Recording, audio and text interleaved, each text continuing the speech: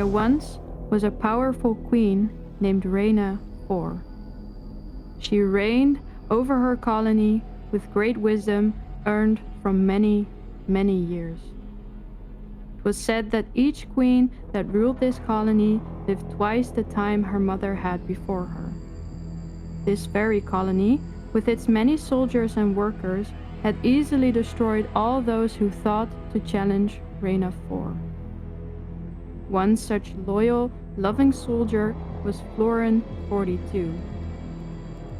Florin 42 was still young, having finally graduated from squiredom only 2 moons prior. Her red shell was glossy and clean, pristine from her diligent cleaning, of which she had such pride. Clean and smooth, lacking the scars her experienced sisters wore. 2 moons a soldier, diligent and proud. Florin 42 puffed out her chest. She stood extra tall, she hoped to look impressive, all for the little workers who gazed at her in awe.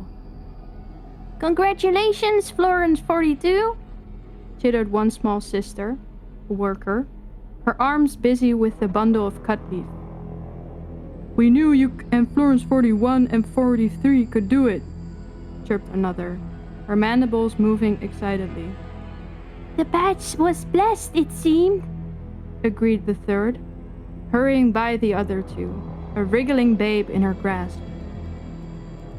Florin 42 shook lightly, giddiness filling her body in such a way that she felt like she drank a droplet of stinging rain. Buzzing, energetic, and nervous. Today, especially so. For today, the moon's eye was closed. The scorching night was gentler this evening as it was every time the moon blinked. When the light was gone and all must travel the roads of scent, leaving the roads of sight aside. Tonight was special. Tonight was blessed. Tonight was the night of the asking. And Florin 42 had been assigned to be one of the many guards for Asker 84.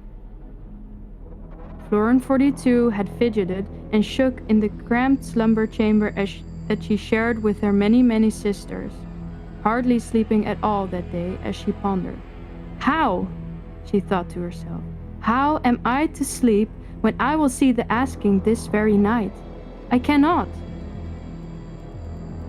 So, tonight, she marched with her sisters, dutifully staying in formation as they led the way. Florin 42 so dearly wished to look behind, to see if she could catch sight of Asker 84, or the great and mighty leaf bundle of gifts for the sisterhood. Instead, she tried to stay vigilant, to be a good soldier, to protect her betters.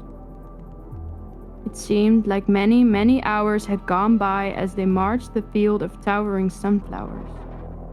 Her toes tired from walking the dirt that still stung from the glower of the previous day, but soon their destination was within sight. Her bravery wavered for a moment as they ventured into the fabled stone forest, as the scents of still earth gave way to those that were far more sour, far more oily. An overturned stone tree, fallen long ago after crumpling under its own cursed weight, marked the entrance to the den where the ceremony would take place. Sticky, shimmering strands of web drifted from twigs or branches, abandoned or broken away from some greater hole, stood as signs of their hosts. Florin 42 stood to attention with her sisters once they'd gone deep into the den, her eyes struggling to assist in identifying this strange cavern. The walls were sticky, with a vast amount of webs, though they were haphazardly affixed in place, completely devoid of any intricate design, discarded with hasteful apathy. Florin 42 felt a surge of excitement return as she saw the little body of Asker 84 pass her by to stand in the center of the cavern. Titan Spinner! We have returned for the answer of last moon's asking, came her warbling tone. First, there was nothing. No sound nor sight to give the implication that Asker 84's words had reached anyone. Florin 42 shuffled in place, earning a correctional jab from her elder sister's antenna beside her. How could she stay still? Tonight was not just a night of asking, but it seemed it was a night of answering. Florin 42 was ecstatic. This was a historic moment.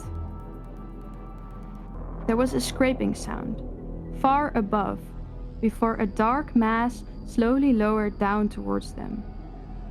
It was the largest, most beautiful spider Florin 42 had ever seen in her life. By the burning sky, it was perhaps the first and only spider she'd ever seen, but she knew it must have been the most beautiful. Many, many eyes slid to look at the tiny being that stood so proudly, so politely. Mandibles coiling and ringing around themselves.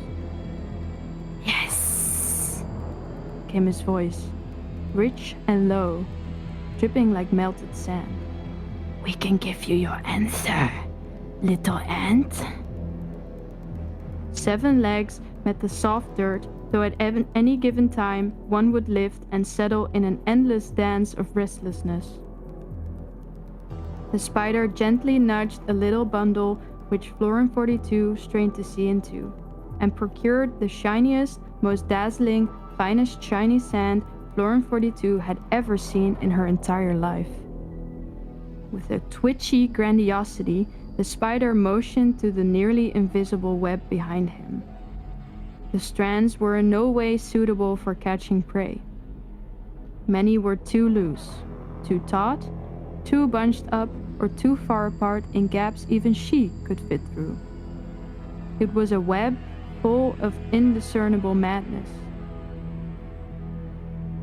The spider flicked up the shiny sand, dusting the air in a shower of sparkling insanity, dancing and twisting until it caught within the useless and grand webbing, catching what tiny amounts of light existed this night. The spider twitched, a hum that sounded like sweet tree sap spilling from him as he gazed upon his web of lights that held a language the ants could never hope to learn. I have your queen's answer, little ant. But first, my gift. His voice dripped with hunger, breathy with urgency. Florin 42 shuddered, seeing the spider's eyes sweep over her, as though she were nothing, to land greedily upon the great bundle meant for him. Asker 84 lifted her antenna, motioning for her workers to bring the bundled food forward, the contents within shifting around with every uncertain step of the aged worker ants that supported its grand heft. A fluid dripped from the maw of the spider, catching the light in the same way his crawling web had as well, smelling of sourness and sting. Florin 42 felt her stomach flip as the bundle was opened, and within was not the food she'd presumed. No, for within the bundle were dozens of little ones, squirming and blind, their pale white flesh pulsing as they now felt the air still caress in place of the bundle's sheltering embrace. Dozens of little, innocent babies, little sisters, who would never grow up to serve their colony any further than this night. Florin 42 shook as she stood between her elder sisters, her eyes dutifully planted forward just as she'd been trained, and watched as the spider slurped and sipped upon the young she'd sworn to protect. Asker 84 stood stoically, unflinching, as she awaited the starved spider to finish his brutal devouring of the offerings. His mandibles tore open the supple, fatty flesh, popping them like berries that he needed to consume as quickly as possible. Finally, After his face now glistened with the gore of the larva, he let out a shuddering sigh of pure, blissful contentedness. The spider turned, peering up at the web, humming as he interpreted the patterns of ancient shiny sand. Your answer is thus, He began, finally speaking. the next storm of stinging rain will be in 15 sunsets.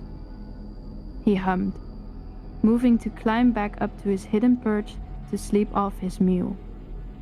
Asker 84 dipped her head, content with the answer, and turned to face the line of stone-faced soldiers, all stoic and resolute in their duty to their queen's will, save for one trembling sister, Florin 42. The march home was long. It almost, to Florin 42, seemed far, far longer than the march that led them into the stone forest earlier that night. Every moon, dozens of babies were simply given up to that monster? Crazed spider? Each sister was precious. Florin 42 had sworn her life to protecting Queen and colony.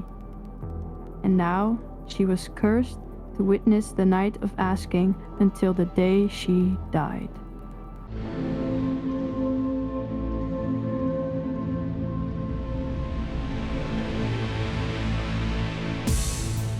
What was your inspiration for the story? Telrie says, this specific story had several inspirations, magical and scientific and more. But one I really love is the supposed experiments where LSD was tested on spiders, causing them to forego functional web weaving in favor of dazzling displays of nothingness and useless webs that can't catch any insects. So imagine the descendants of those heavily addicted spiders who weave their webs, throw leftover glitter into them, and read them as if they were tossed bones or pulled cards. Whether they truly have the power of divination or manipulation matters not. What matters is the grip they have on the ants to feed them. Very Wow. cool. That's Okay, and sick. then next was, what about inspiration for the characters? Telrie says, I love drawing from old legends and myths, even vague stories once told to me when I was very little. Even something as little as a name can hold so much. Florin's 42, an angelic number symbolizing some grand journey that will end in some life-changing discovery. Some of my characters have gifted names with meanings, while others simply wear a name I felt suited them, like a bow, naming babies in our world. That's so cute and so Telrie. Oh, Some wear a name I felt suited them, like a bow, like naming babies in our world. So cute. that's so cute. Next question. Can you talk a little bit about your writing process in general? Pants versus plan, and etc. So Telrie says, lately I've been working with vague starts and ends. Like, I want a little ant, newly promoted and fully loyal to her colony. Then I decide what lesson or event meets her. And this story involved loyalty and admiration from birth, full of devoted love and awe, only to finally encounter an evil that's not only allowed to exist, but is encouraged. Next question is, how did your writing journey begin? Telrie says, I'd say I started with writing poems, like one about the rain that I wish I could remember. I remember going outside and sitting on the ground to stare at some invisible world far too small for us to really think about. What are some of your favorite authors or movies or media in general? Telrie says, growing up, I read a lot of Brian Jacques and Shel Silverstein, Kenneth Opel, who wrote such fantastic and different worlds to our own, though pointing to Redwall and Guardians of Ga'Hoole does feel a bit like cheating. Then the question, where should people go to support you? And Telrie says, as of right now, I don't have my stories listed anywhere else. and I am putting into the chat. That is Telrie's Reddit profile. So if you guys liked that, you go there and give her a follow so you see when she's posting, and that is the best way to support her. And then finally, can you give a message to the community? This is Telrie giving a message to the community. First, her answer was all one word. So this is all one word with no punctuation or spaces. Part of me wants to say something dumb. So this was actually her first answer in the chat.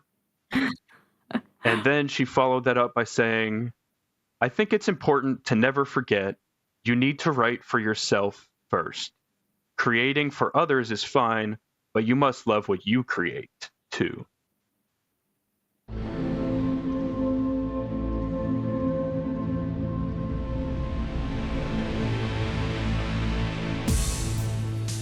The blizzard was supposed to last 2 days. Then 2 became 3, then I was on day 4, holed up in my cabin. The only thing I could see outside was the snow. A white, shifting void that obscured the rest of the mountain range. I looked for the stars out of habit, but they were gone, buried behind layers of storm. The sky was black, thick with cloud and snow and the night. The tree line, usually clear, was faint now. A smudge of darkness barely separated nature from cabin. The thick snow blurred the edges, turning trees into shadows that shifted with the wind. What had once been a sharp, familiar boundary was now lost in the white of the snow and darkness of the night. I was ready, at least. Before the storm hit, I'd driven down the mountain to the nearby town to stock up on supplies, like I always do. I filled my good old F-150 with food, water, and anything else I might need to ride out the worst of it. Back at the clearing off the cabin, I chopped firewood.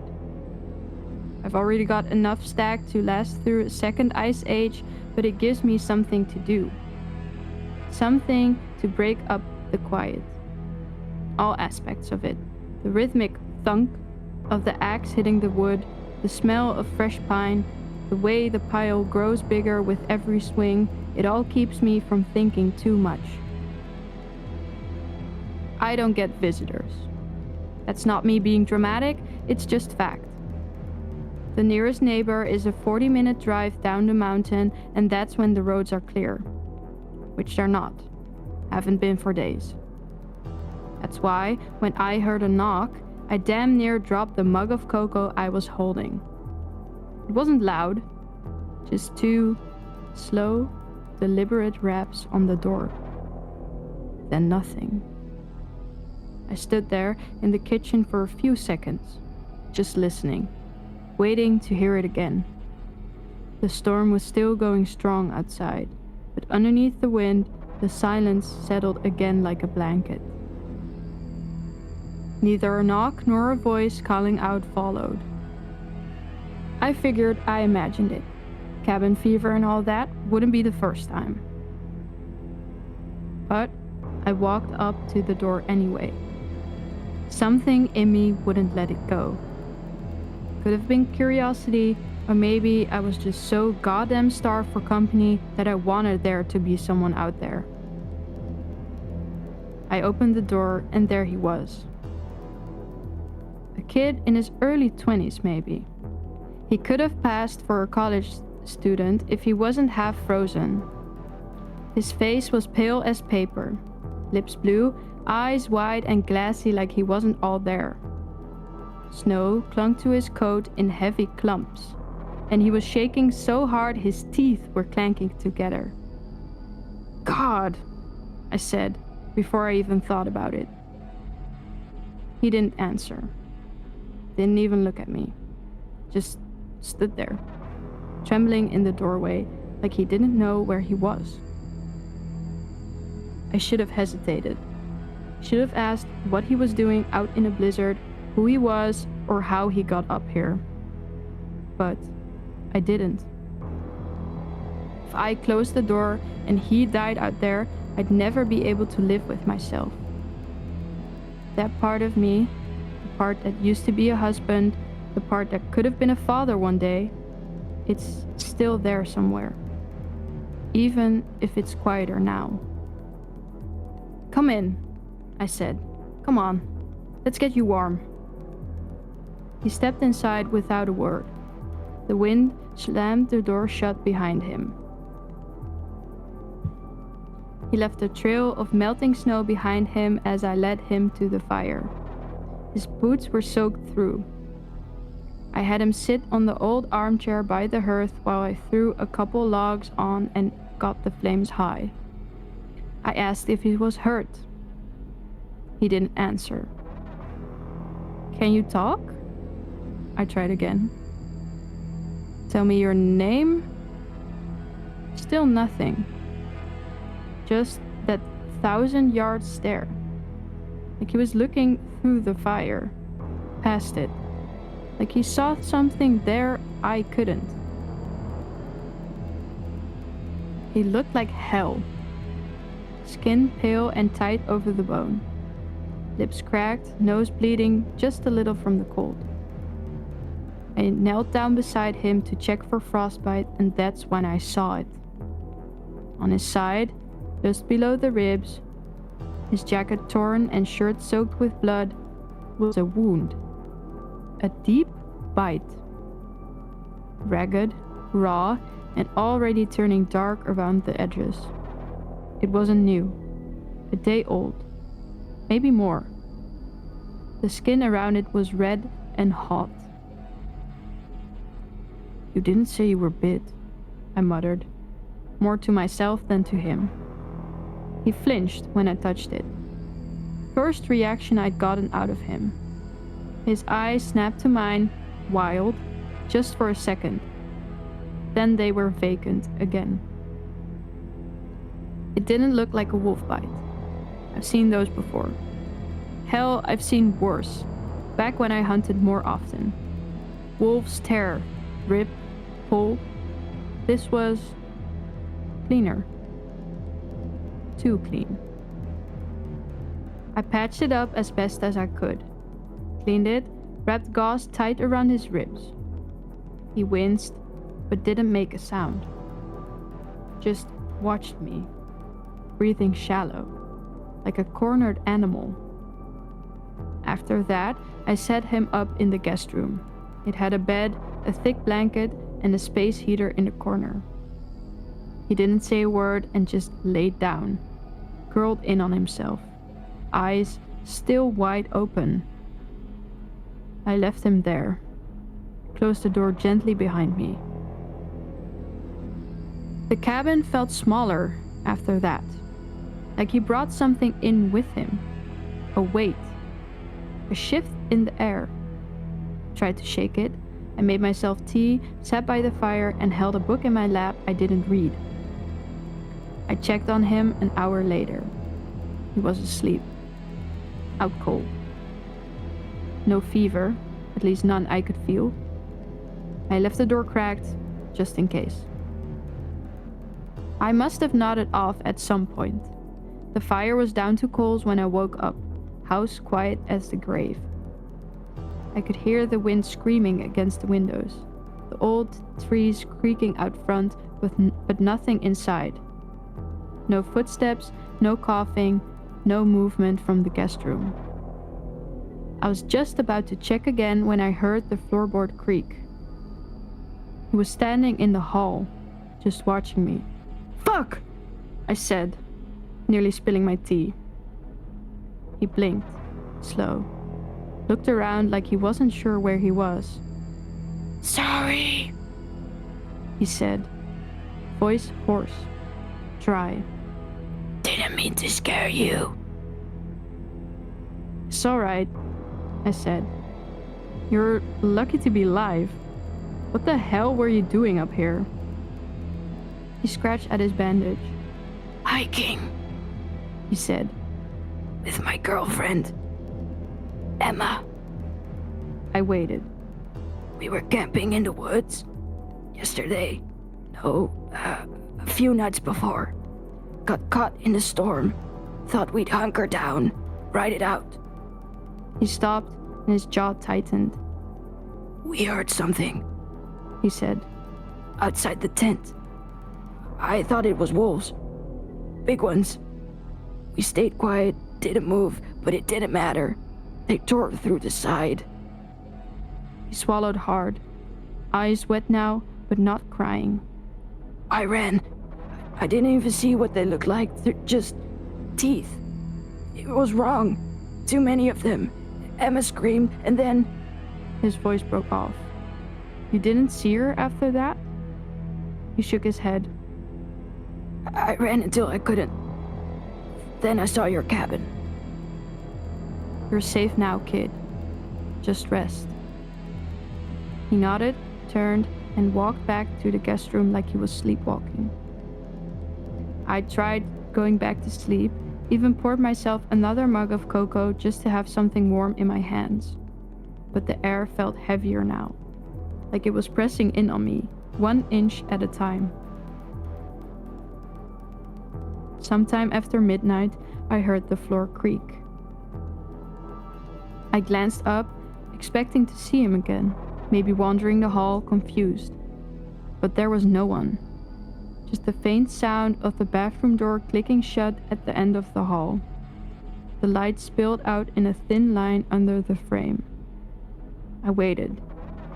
5 minutes, then 10. The pipes groaned once. A long, low exhale, like the cabin itself was holding its breath. Then I heard glass break.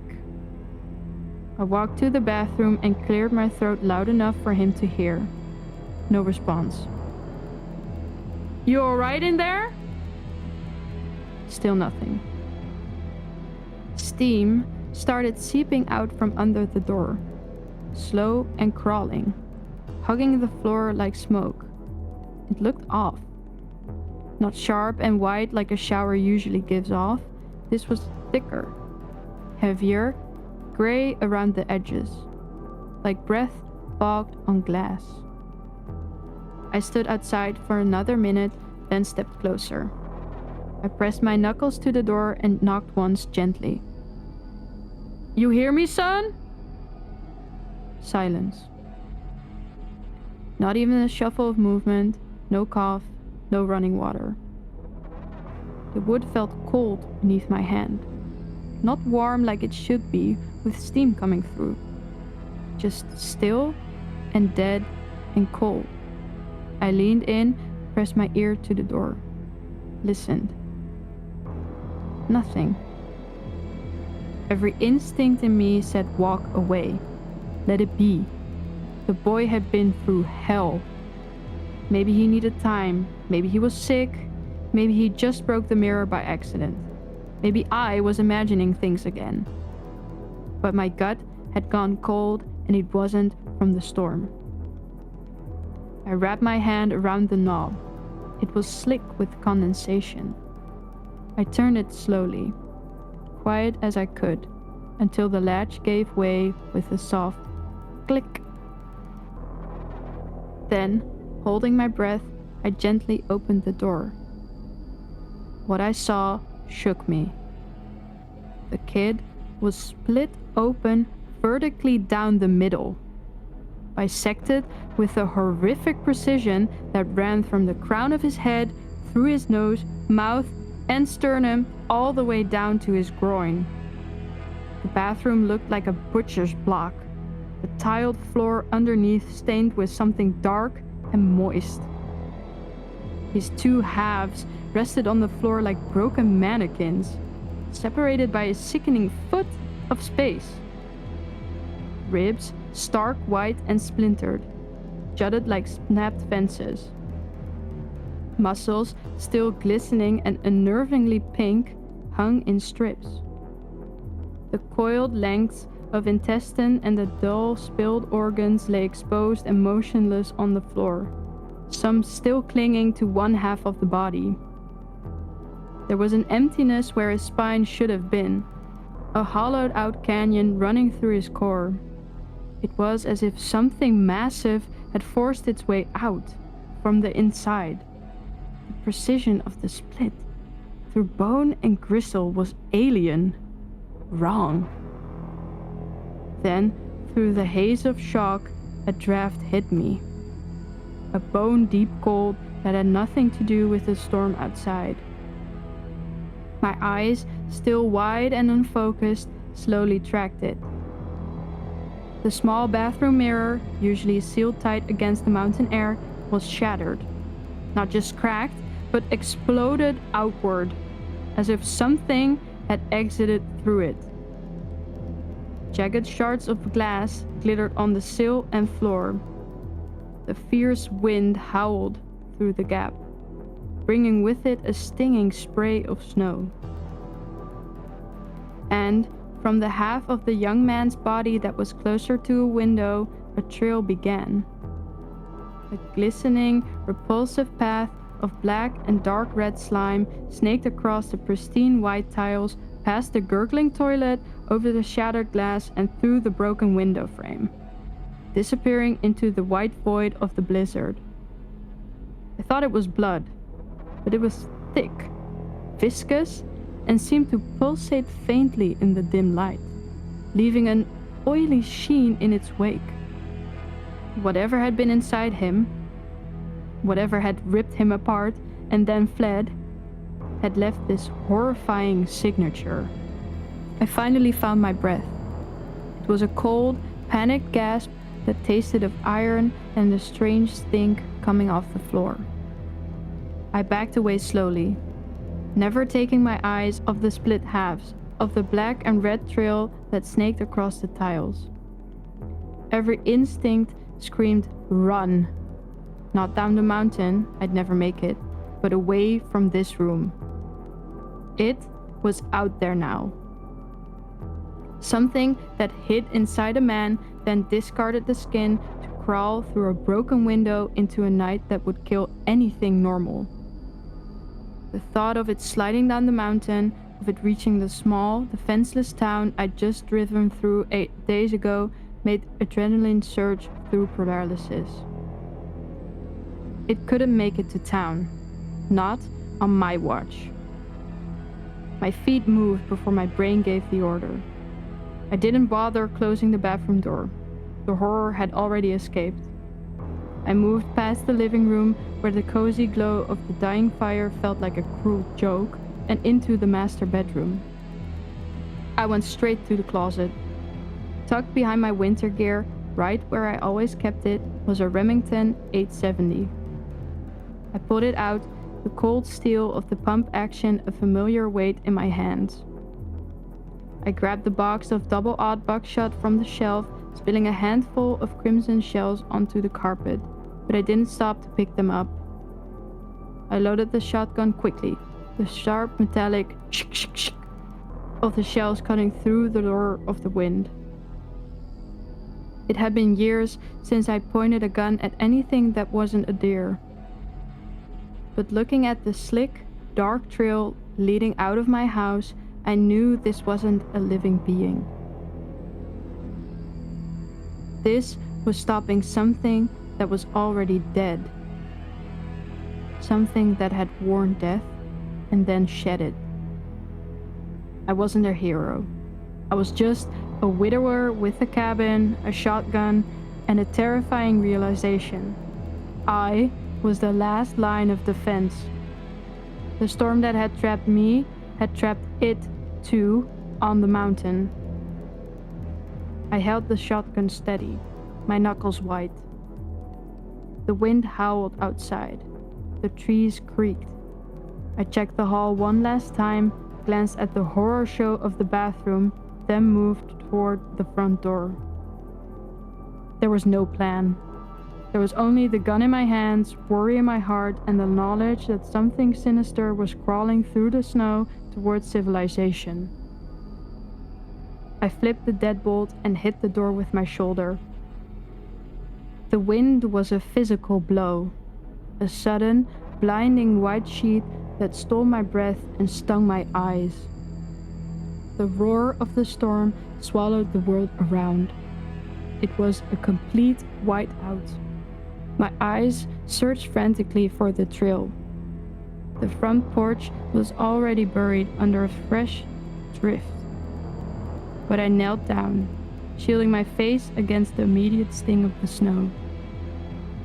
There it was, still outside the bathroom window on the other side of the perimeter. The oily black and crimson slime was already freezing, but it hadn't been buried yet. It was distinct, lying on the otherwise clean snow like spilled ink. It didn't just drip. It looked like something had slithered. I followed it, sinking immediately into the drifts up to my knees. The air was so cold it burned my lungs. I kept the Remington high. Its barrel was a dark, steady presence against the blinding white. The trail, growing in width as I followed it, led past the woodpile and headed directly for the tree line. The trees themselves were black specters against the night, swaying and groaning under the weight of the snow.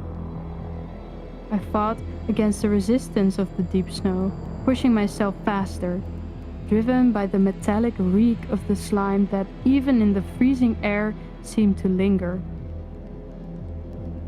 I was maybe 20 yards from the cabin, battling a sudden, heavy gust when I saw it. At first, I thought it was a buck driven mad by the storm. It was easily that size. Low to the ground, its dark shape barely discernible in the whirling vortex of snow where the cabin's clearing met the forest edge. But it didn't move like a deer. It didn't trot or bound. It scuttled. It was hunkered down, its massive body creating a brief moment of stillness in the blizzard, a small black shadow against the white fury. I stopped dead, sinking deeper into the drift. I raised the shotgun, pushing the safety off with a dry click. Through the shifting veil of snow, I strained to make out details. And the details I found were strange. It was hairy, thick, black fur, matted and clotted.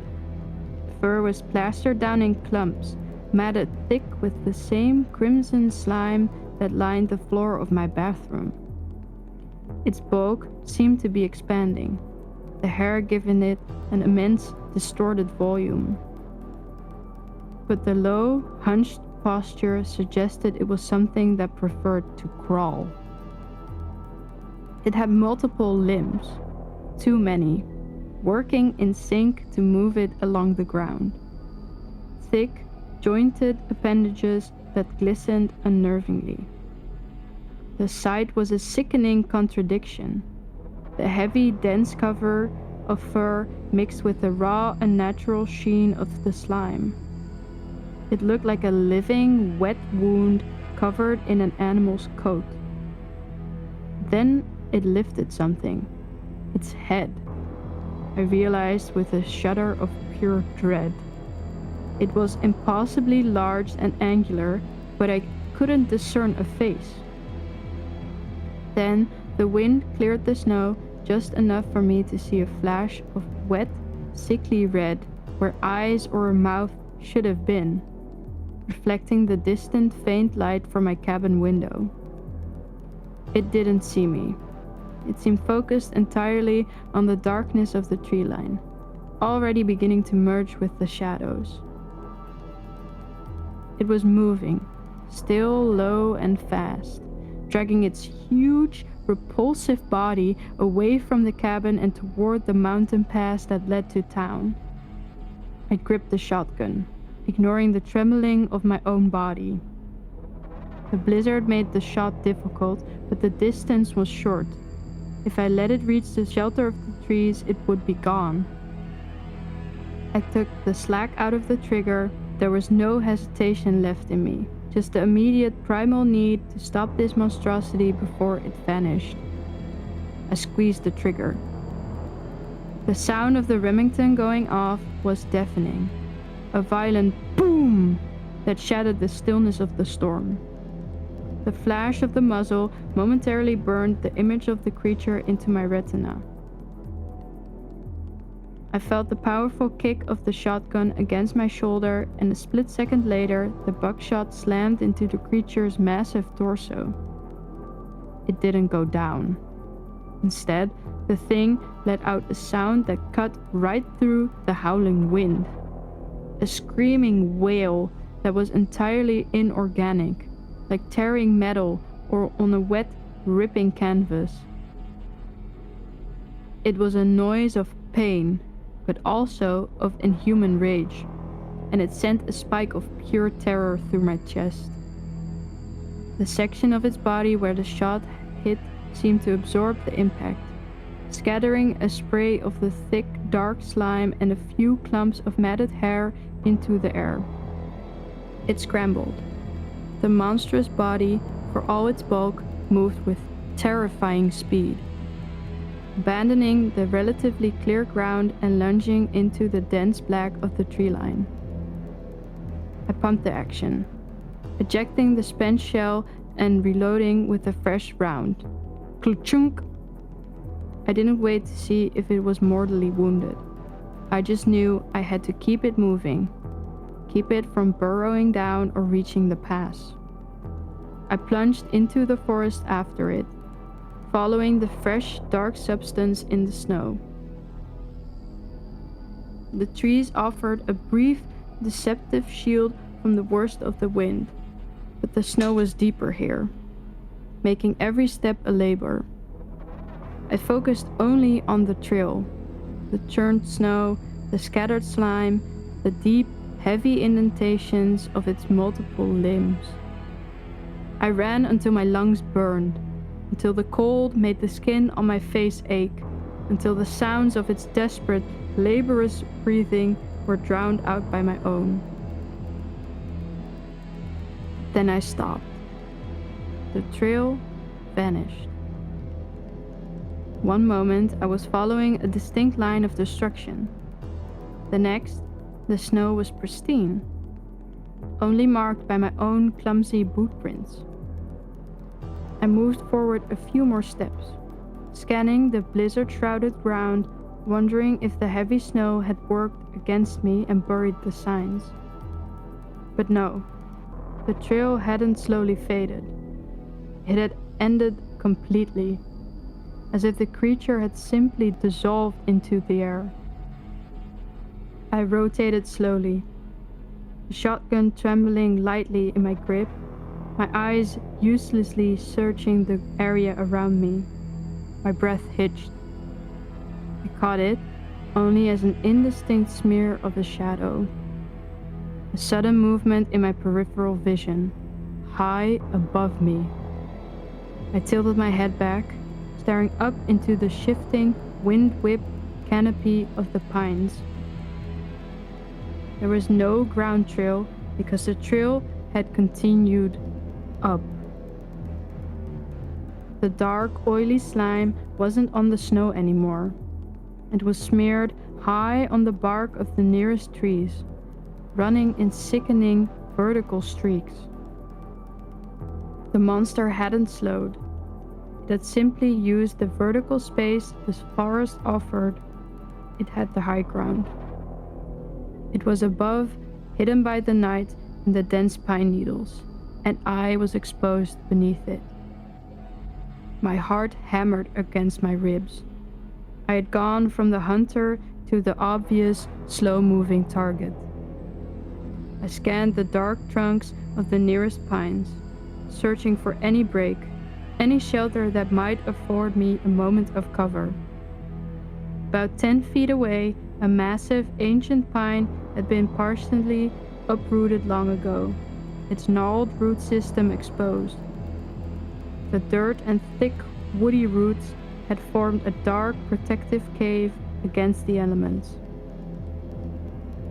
I dove toward it, dropping to my hands and knees in the snow. I wedged myself into the space beneath the largest root, pulling the shotgun close to my chest, my back pressed against the cold, frozen earth. I held perfectly still, straining my ears against the wind, forcing myself to shrink into the shadows and the earth. It was silent again, save for the storm. The vast black space between the high branches and the low earth was now where the true danger lay. I looked up through an opening in the uplifted roots, seeing only the tangled darkness. I waited for a drop of slime, a tremor of a branch, of the silent, horrifying moment when that massive, hairy, glistening shape would descend. I stayed perfectly still, trying to slow the panicked rush of my breathing.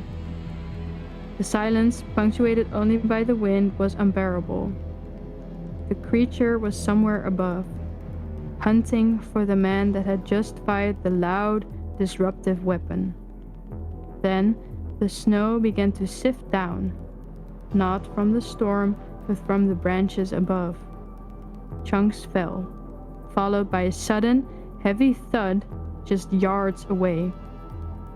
It had dropped. The creature was on the ground again, but now it wasn't scrambling away. It was waddling. A fast, deliberate, low-to-the-earth movement, like a massive, glistening insect trying to appear harmless. Its bulk seemed even more immense now that it was no longer distorted by the heights, and I could hear the wet squelching sound of its many appendages in the snow. It moved slowly into the small clearing around my hiding spot. I was pressed so tightly against the frozen roots that the wood dug painfully into my spine, but I didn't dare flinch. I had already positioned the Remington. My shooting hand gripped the trigger.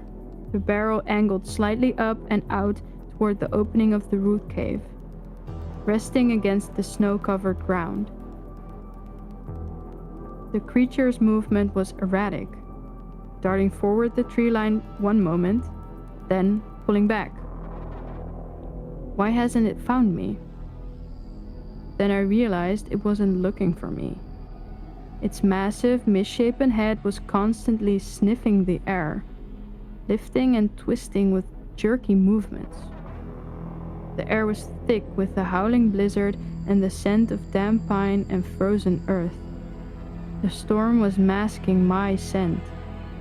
The wind and the heavy blowing snow were scattering and nullifying my presence, covering the fresh trace of gunpowder and adrenaline. I was lucky. The storm had become my unintentional ally. After a few minutes, the sniffing paid off. The waddling ceased, and its massive, slimy, hairy form turned directly toward my root cave. It approached the gap between the thick roots, filling the dark space with its bulk. It was so close I could feel the minute vibrations of its weight disturbing the ground. And then its head lowered. The snow cleared just long enough for me to see the details I hadn't been able to discern in the blizzard. Its head was roughly the size of a buck or moose skull, but hideously wrong. The bone structure was too broad, too blunt. It had no discernible eyes, just wide swaths of slick, wet flesh the color of old blood. It wasn't just fur that covered it. Its thick, dark hair was matted with the slime, forming a repulsive, heavy mane. Interspersed within this mane were a horrifying number of short, glistening, leech-like appendages that writhed slightly in the cold air, tasting and searching. Then it was inches from my face. I could smell the metallic stench of the black slime mixed with the sour, coppery odor of raw meat. I was looking into the mouth of the nightmare that had walked out of a man. One of the slick, worm-like appendages darted out, brushing against the tip of my nose. In that instant, it knew. The thing recoiled slightly, its large, blunt head drawing back, the wet flesh of its face tightening into an expression of immediate primal recognition. The meal was found, the obstacle identified. It was about to strike. I didn't let it. I drove the barrel of the Remington up and sideways, the muzzle nearly touching the side of its monstrous head. The blast was muffled and wet, an awful contained thunder. The buckshot tore into the creature's skull from below, and the thing erupted. A horrifying geyser of black slime, wet fur, and bone fragments sprayed into the roots above me. The creature shuddered once, a massive muscular tremor, before its great weight collapsed. It didn't fall me, thankfully, but it landed directly outside my hiding spot, its massive body completely blocking the entrance.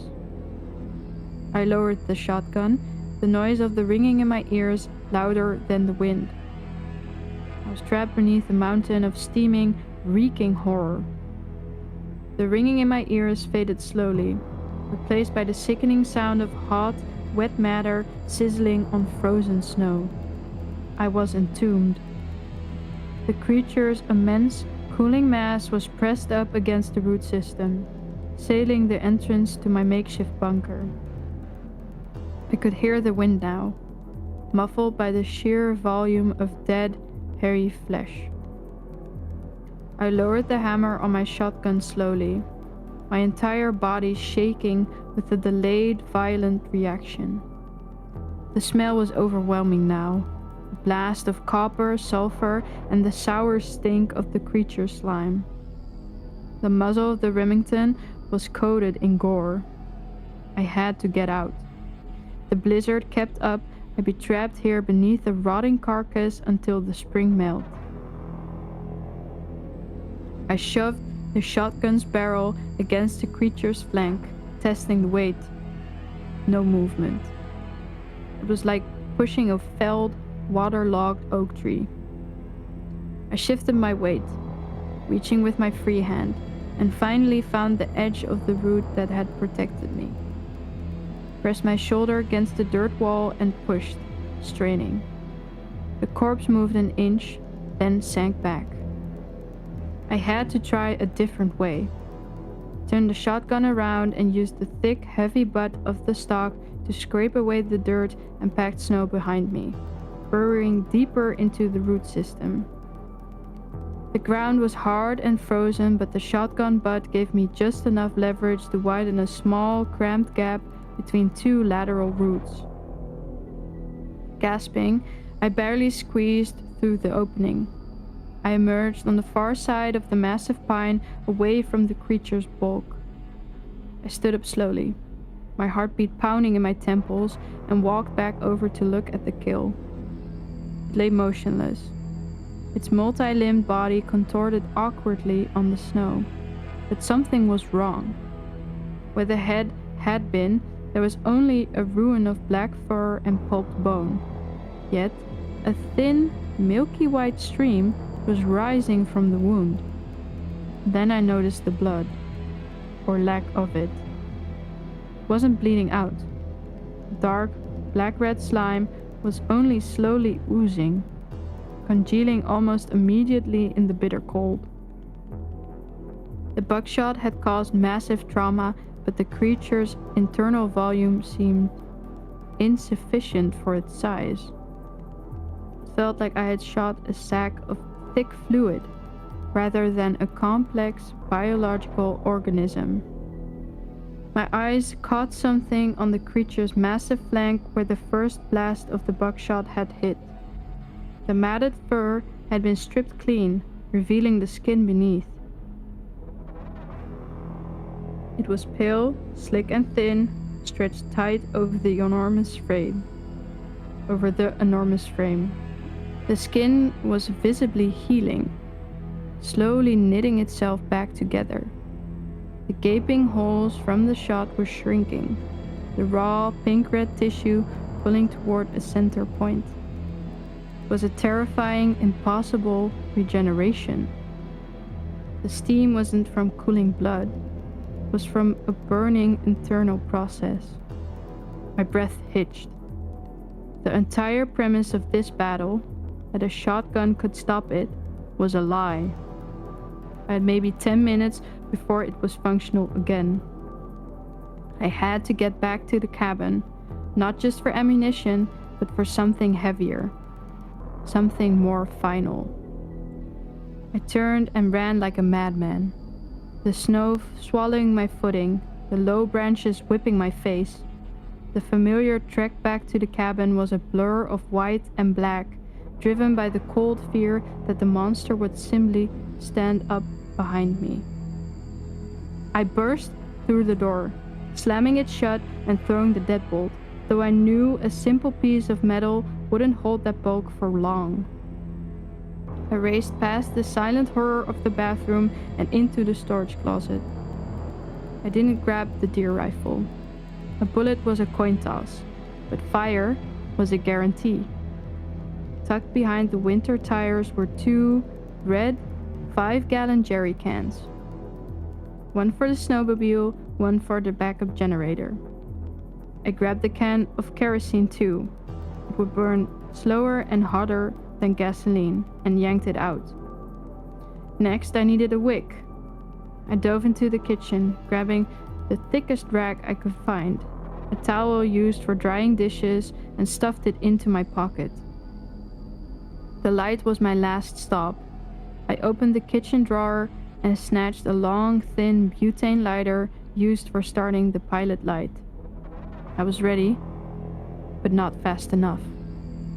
The quiet, heavy silence I'd endured for the past few minutes was broken by a sound I'd only heard when cutting down trees.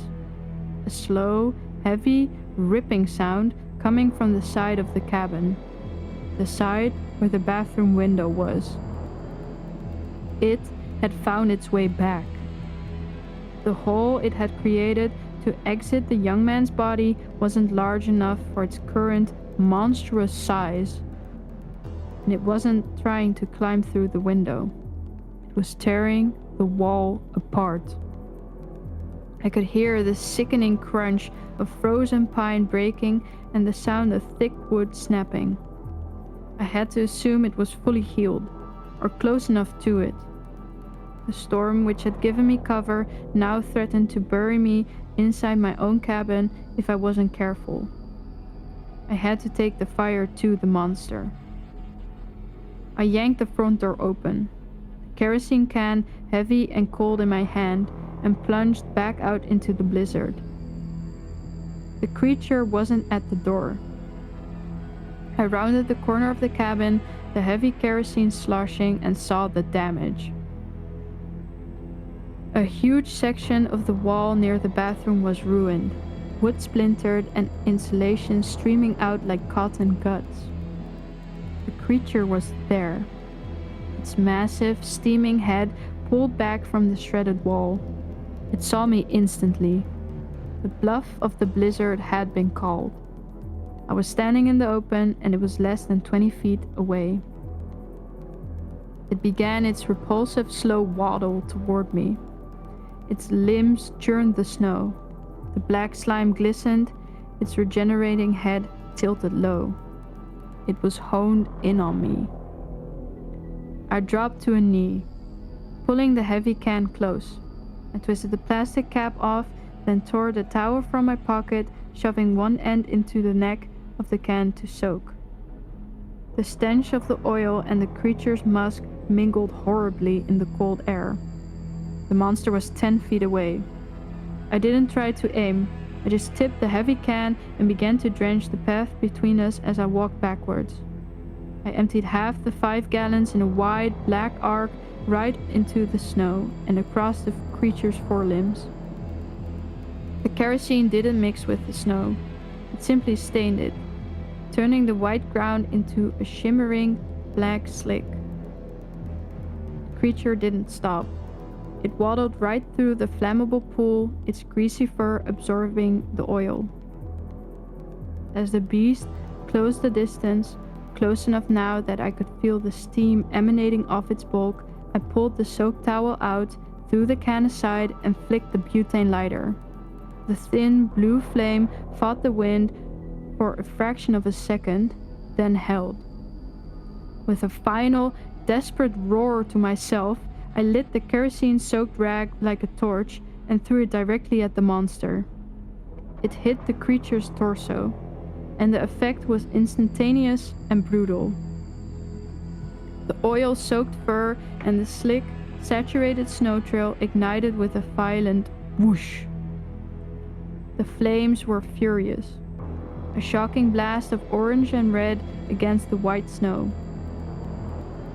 The creature was engulfed in a terrible, screaming pillar of fire. Kerosene and the creature's own slick, greasy essence fed the flames instantly, making them burn with a blinding hot intensity.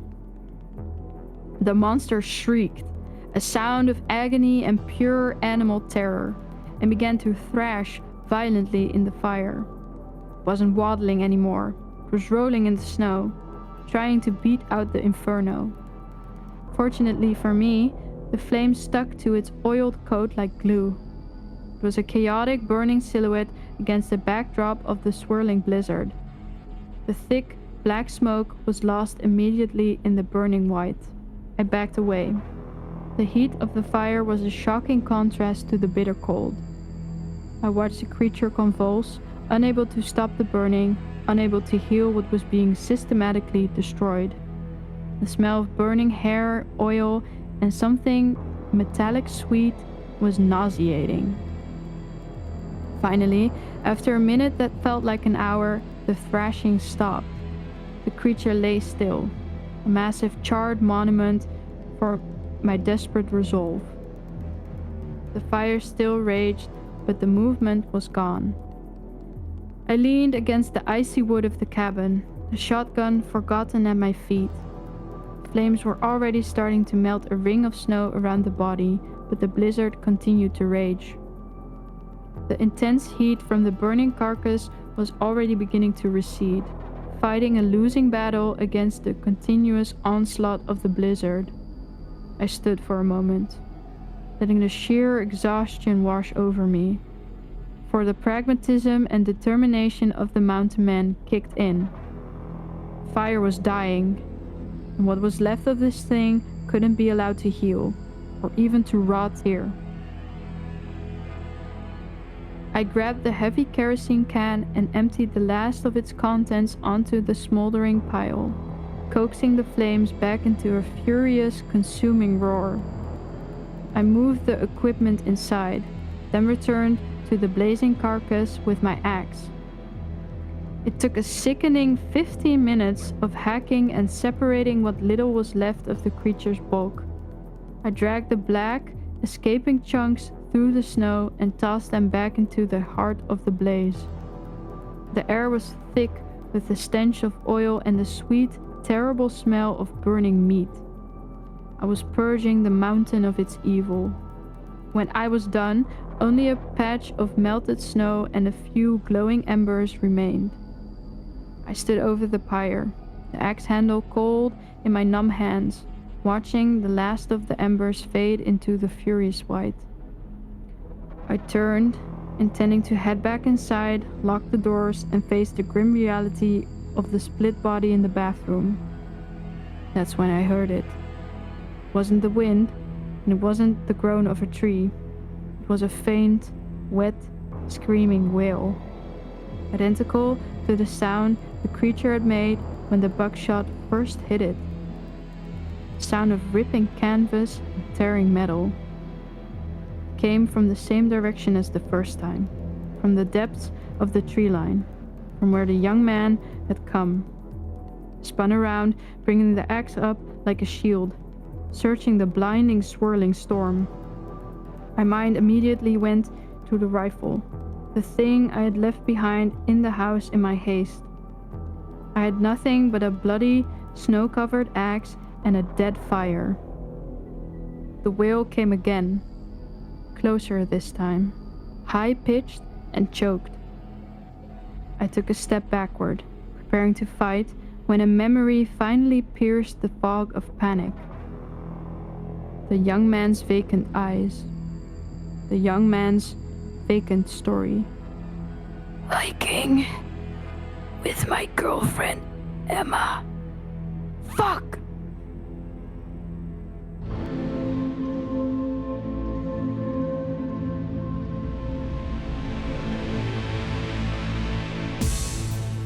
What was your inspiration for the story?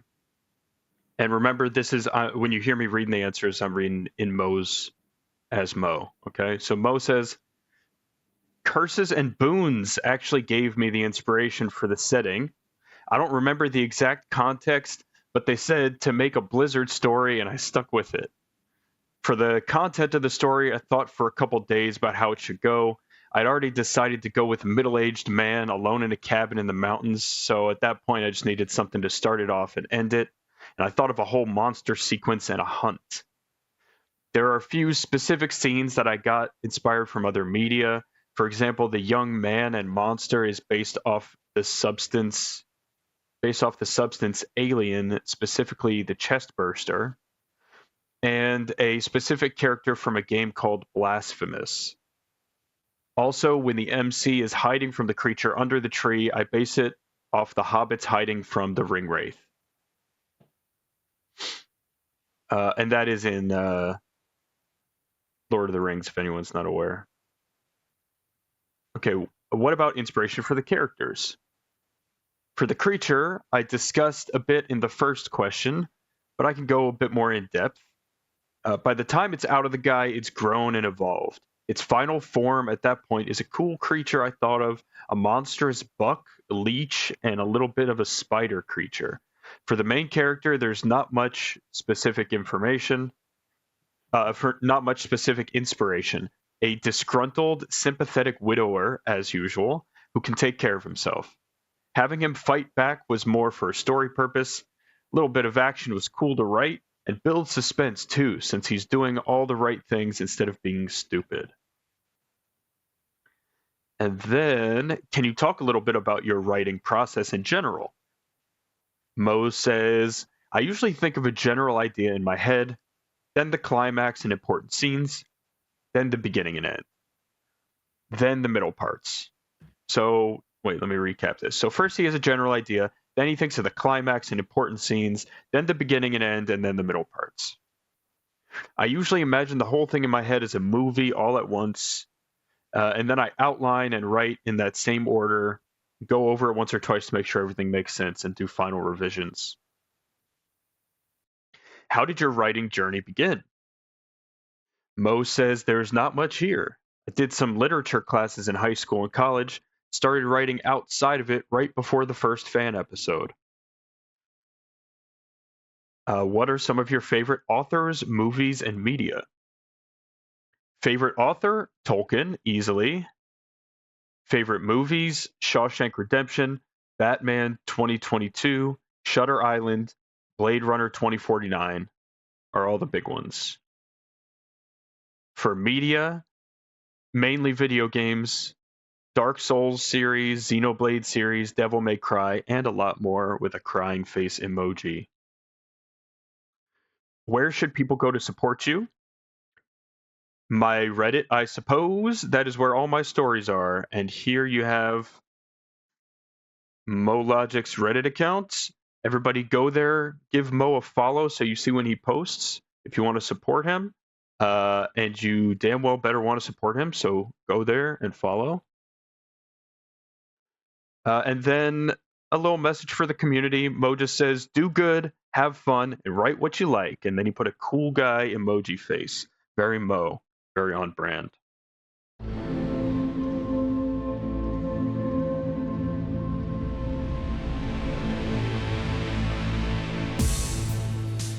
When first you arrived, you were starving, born into the howling tempest of existence, naked and wailing. You did not yet know the strength of your own hands. Eons had slid slowly past as I drifted through the sea of emptiness. I was lonely then, I took notice of you when you were nothing more than a protozoa. I observed as you fumbled blindly with your primitive senses. Chemical traces in the water alerting you to food and nothing else. A being born not to know, not to comprehend or to wonder, only to consume. You were beautiful then. I watched as you began to feel for the very first time. Your microscopic form increasingly shying away from heat and pressure. You would touch anything you deemed safe, just to glean that little bit of information. It was then that your heart first knew fear. For as you drifted in those endlessly ancient waters, you touched me. I could sense, even then, the way that you recoil from me. Something born into your heart, some voidlet echoing the cold hate of the vacuum which spawned us both. It demands that you push me away. Together we worked to overcome that aspect of you, though you did not know it. I would remain and watch in rapt fascination as you lived millions upon millions of lives. With each cycle came adaptation, your individual organelles rearranging into infinite permutations of what life might be. I remember being vexed as to why any being would choose this for themselves. On occasion, I would introduce bits of myself to your environment. You wanted nothing to do with them at first, but there were times I managed to persuade you. Starvation and desperation took their first conjoined steps as you, still only a monocyte, lay at death's door. It was then that you finally ate of my fruit. The experience was euphoric. For you, it was just another meal. For me, it was the most intimate experience of my unending life. You told others of my nourishment, and gradually I became a savior for your kind. I felt your trillions of enzymes digesting the parts of me I'd left behind across eons.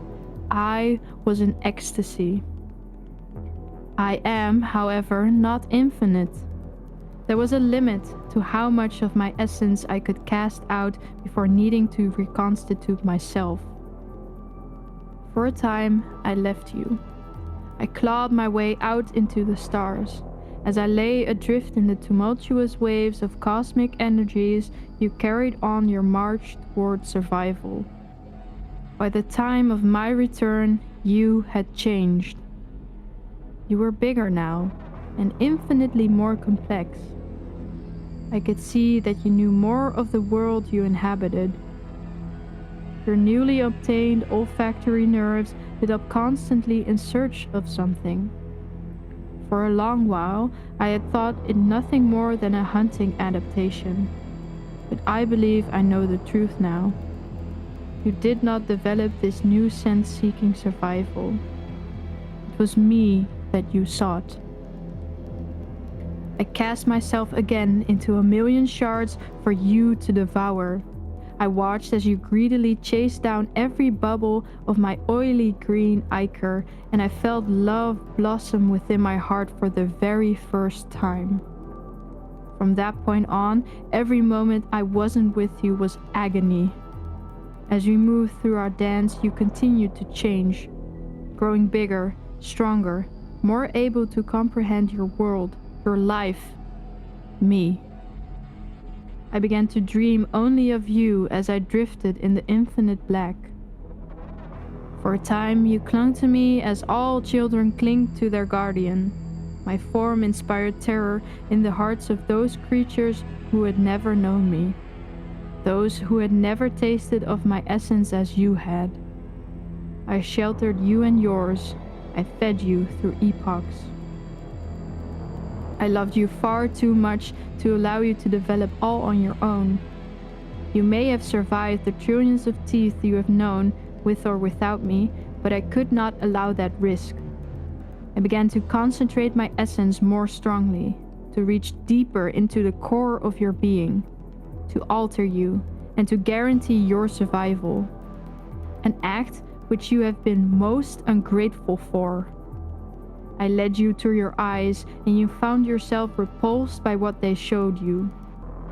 My form, too mercurial and boundless for your burgeoning minds, became a wellspring of horror. I gave you your ears, but my keening wails only caused you pain.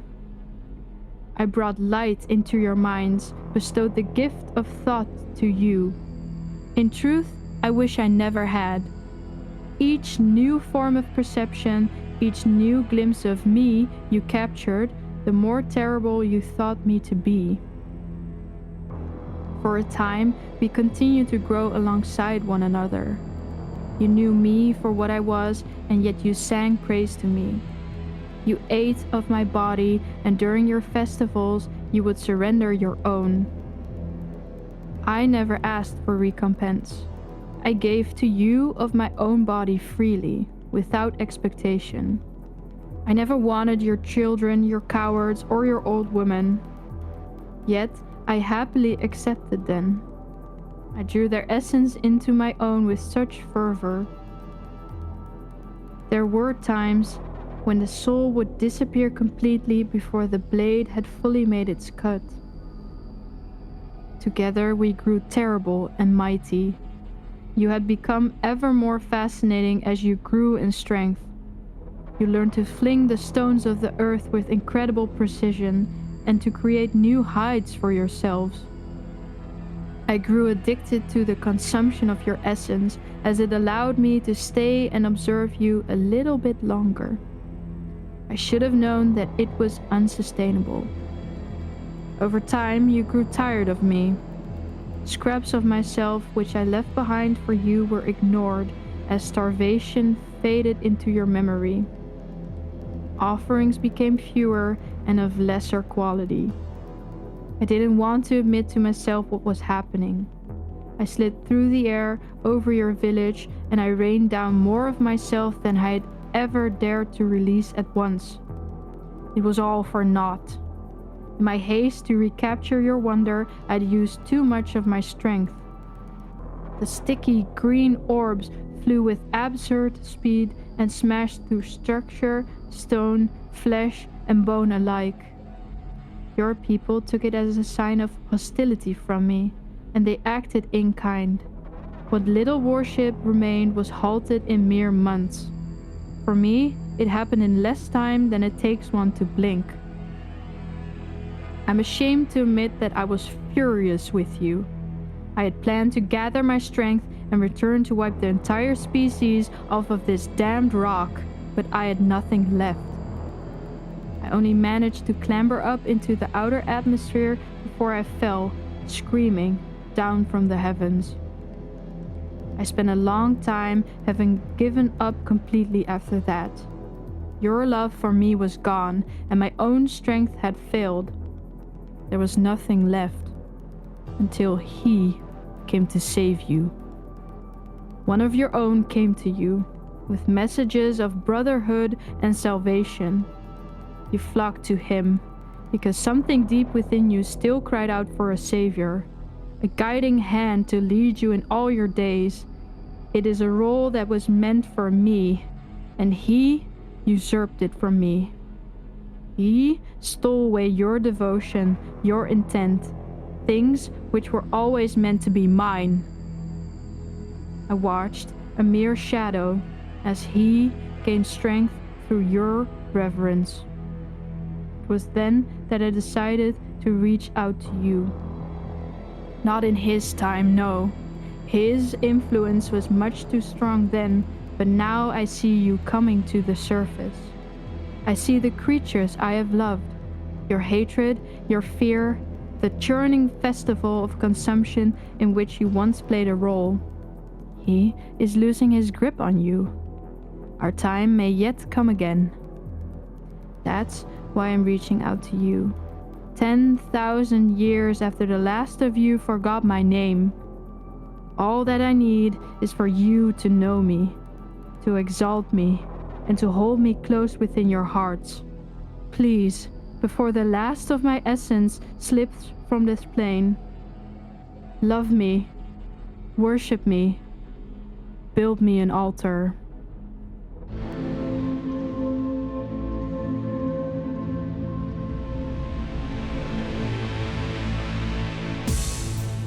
What was your inspiration for the story? Void says, my inspiration for this story was the vein of narcissistic behavior that urges somebody to assign the achievements of another to themselves, like an abusive partner who insists you're nothing without me. What was your inspiration for the characters? As far as characters, there's only narcissistic space deity in play here. I wanted something that would be in a position to convince itself that it had spurred the rise of man. Can you talk a little about your writing process in general? My writing plan is usually very scattered and haphazard. I try to keep a small list of plot beats / cool events / emotional beats, etc.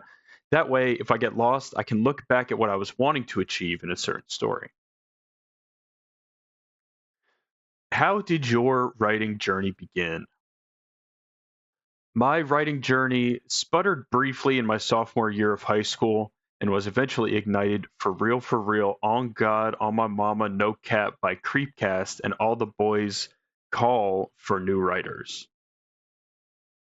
Okay. I hope everyone got that. What are some of your favorite authors / movies / media? Favorite authors is a rough one. I've been doing most of my reading in online spaces since I was a teen. Dopa Bean is a personal favorite. Favorite movies are 2001: A Space Odyssey, absolute fucking classic. Sorry, wait, Favorite movies are 2001: Space Odyssey, Over the Garden Wall, TV show, and Kung Pao Enter the Fist. I cannot evangelize enough for Kung Pao. Go watch it after the reading. I don't know if Pioneer will read this part out loud. Wow. Okay. I did read it out loud. I didn't pre-screen this. I just took your answers at face value. Where should people go to support you? I'm only on Reddit, so you all know where to find all my stuff. With any luck, I'll at least be in chat listening to these answers read by the illustrious Pioneer. Wow, so many Easter eggs you put in here. And then Void closes out by just saying, I hope everybody enjoys the story and keep creeping those casts.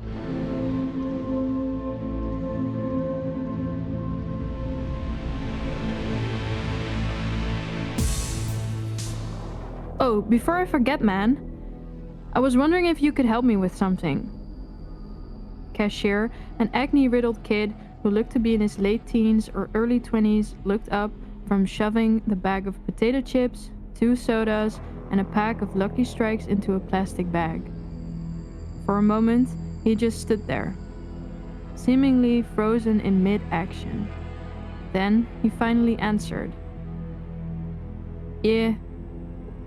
What's up, man? I let out a barely perceptible sigh. I'd been half afraid that I would be told to take a long walk off a short pier, to put it politely. Feeling relieved, I reached into my back pocket for what was there. You see, I seem to have, well, sort of gotten lost around here. I decided to take a late night drive and ended up getting turned around on all these 2-lane back roads. I unfolded the map and set it on the counter so he and I could see it before continuing.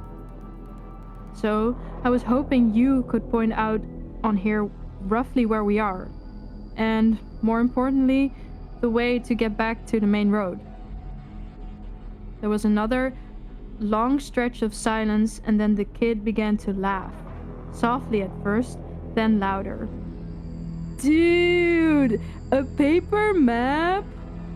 He managed up between wheezes. Are you for real? What year do you think this is? 1993? For my part, I simply let out a resigned sigh. I'd had a bad feeling I would be getting this sort of reaction from someone his age, and it looked like I'd been proven correct. Can't say I didn't see it coming. He wiped tears from the corners of his eyes and looked at me. Seriously, bro? Don't you have GPS in your car or something? He asked. Immediately, I hooked a thumb over my shoulder, pointing out the glass entry door at the beige sedan sitting at the gas pumps. Not in a Honda Accord from 1979, I replied simply. As he looked behind me out the door, I could see he wanted to make another quip. Probably something about how I should buy a newer car. Thankfully, though, he kept it to himself. Instead, he leaned over the map and, still chuckling softly to himself, began looking at it. A few moments later, he snapped his fingers. Ha! I still got it, he said proudly, then pushed his finger down near the middle of the map and looked up at me. We're right about here, roughly 6 or 7 miles outside Pacer.